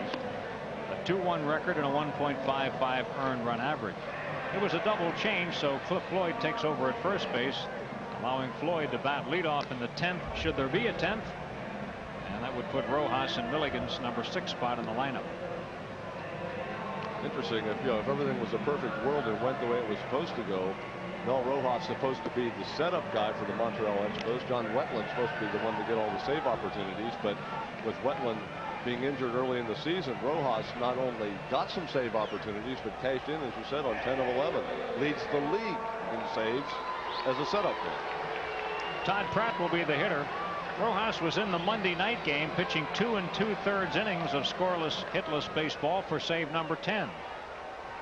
Pratt is nothing out of 3 on the afternoon. The Phillies trail at 6-1, 1 out in the 9th. Chamberlain on first base.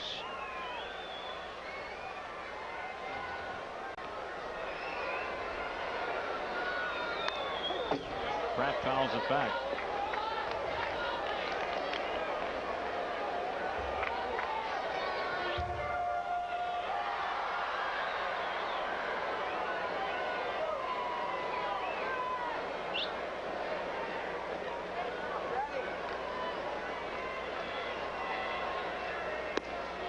That's a called strike.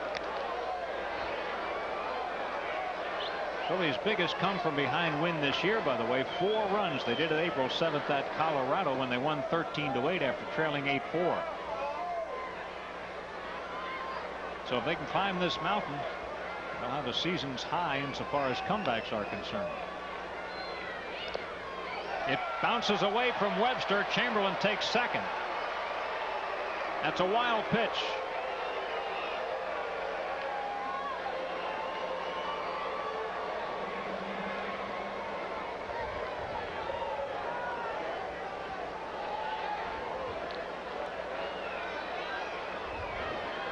Strikes and no balls. Mel Rojas was just trying to bury the ball hard down low, buried it too hard, too low, off of Webster's shin guard into the dugout. Strike 3 call. Pratt is the second out of the inning, and he has no complaint. So Rojas starts with a strikeout for out number 2, and now will go against Batiste. Kim is 0 for 3 today. Jim Eisenreich moving into the on-deck circle to hit for Wells if Batiste keeps the game going.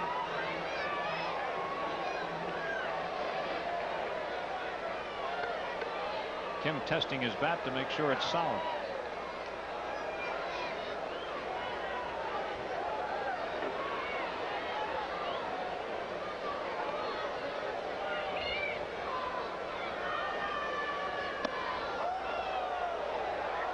Pitch was in on Kim a little bit, and he missed it. And they're going to send the runner back to second. They're ruling that it was foul, not missed by Webster. So Chamberlain returns to second base. I don't know if the ball was fouled or if Batiste, on his follow-through with his bat, actually came around and hit Webster the back of his glove and knocked the ball out of his glove. You're only allowed to hit it once, and that's when it's going by you from the pitcher to the catcher. Once the catcher has it, you're not allowed to turn around and whack it out of his glove, so they send Chamberlain back to second. Foul ball, so it's 0-2 on Kim.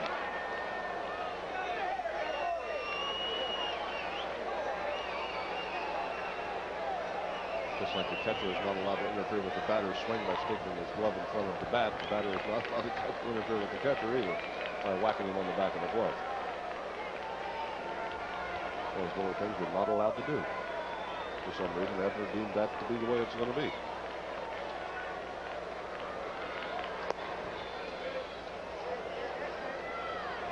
One ball and 2 strikes. Well, the Expos set the tone in this one by getting those 2 first-inning runs off Danny Jackson, who remains on the hook, and the Phillies were never able to do anything at all against Jeff Fassero.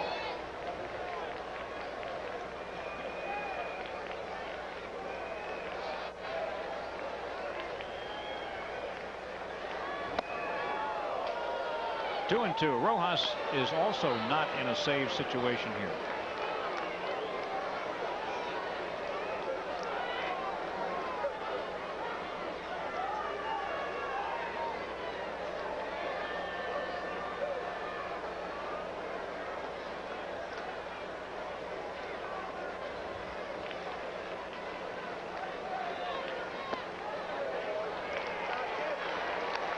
Three balls, 2 strikes on Batiste.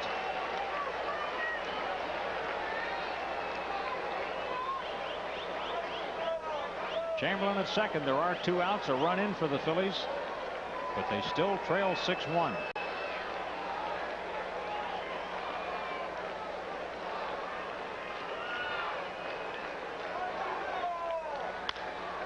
High fly, right field.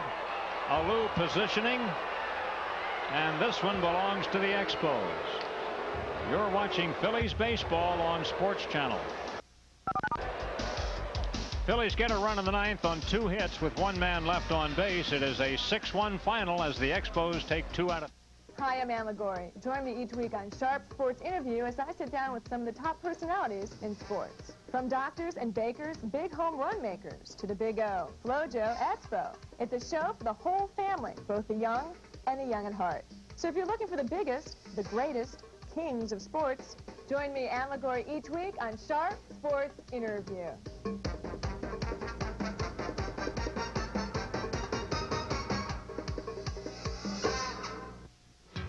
Get ready for a dynamite cable combination, Sports Channel and the Phillies. Join Sports Channel all season long for exciting home team baseball action featuring the National League champion Philadelphia Phillies. The fun starts 30 minutes before game time with the Sports Channel Phillies pregame show. And then it's showtime as Dykstra, Dalton, Kruk, and the rest of the Phillies battle the best of the National League. Join Andy Musser and Kent DeCulvey for all the excitement of Phillies baseball on Sports Channel, bringing you the best in regional sports. Daily number, play it all the time. Now, I would never forget something that important, and I always know where my ticket is. I keep it in my top pocket, but it's not there. The Pennsylvania Lottery's daily number. Don't forget. I leave with my girlfriend's phone number, so I call it when I win, but it's not there either. Big 4? I play it every day. Do I look like I forget something important? Big 4 from the Pennsylvania Lottery. Don't forget. I call this my quiet time. There's a new kind of energy around here. An energy company that's doing everything it can to help protect your air and your rivers.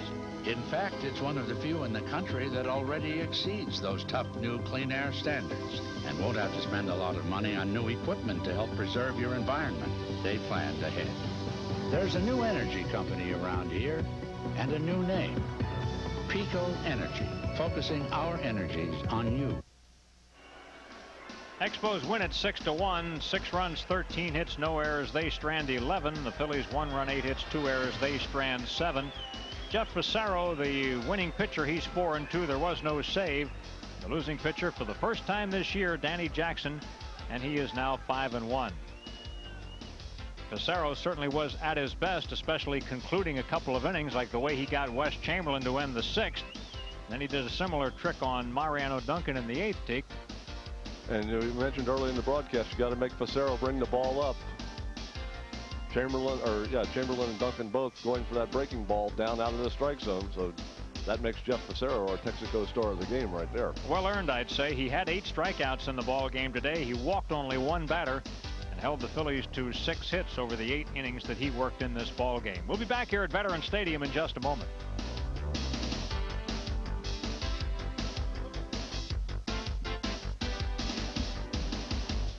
This afternoon's Business Person Special between the Phillies and the Montreal Expos on Sports Channel has been brought to you by Budweiser. Beechwood aged for a crisp, clean, classic taste. By Coca-Cola, always a hit, always Coca-Cola. By new clean System 3 gasoline from Texaco. Give us 60 days and watch what can happen. By Mellon PSFS, the official bank of the Phillies. By the Pennsylvania Lottery. Lottery proceeds benefit older Pennsylvanians. By the Bell Atlantic Yellow Pages. The Yellow Pages 9 out of 10 use the genuine Bell Atlantic Yellow Pages. And by Independence Blue Cross and Pennsylvania Blue Shield. For 56 years, the health insurance company you can lean on. Time, it seems, has a short attention span. Your shoes wear out before you've broken them in. Your favorite restaurant changes themes as soon as you learn to like sushi. But the new Jetta, like all 94 Volkswagen cars, has the longest limited powertrain warranty of any car maker. You can count on it for 10 years. And as you probably noticed, a lot can happen in 10 years. Through July 5th, get air conditioning at no charge when you take delivery of a new Jetta GL.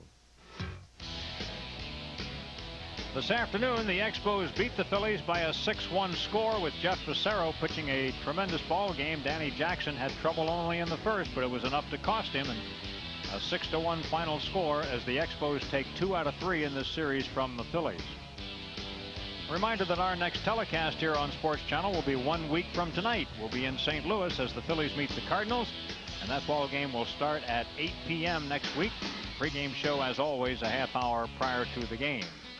I'll mention, too, that Reading and New Haven will be here on Sports Channel tonight. Hope you'll tune that one in at 7 p.m. here this evening for the Reading Phillies on Sports Channel. So for Kent DeCalby, this is Andy Musser. Hope you enjoyed it. We'll be back next week.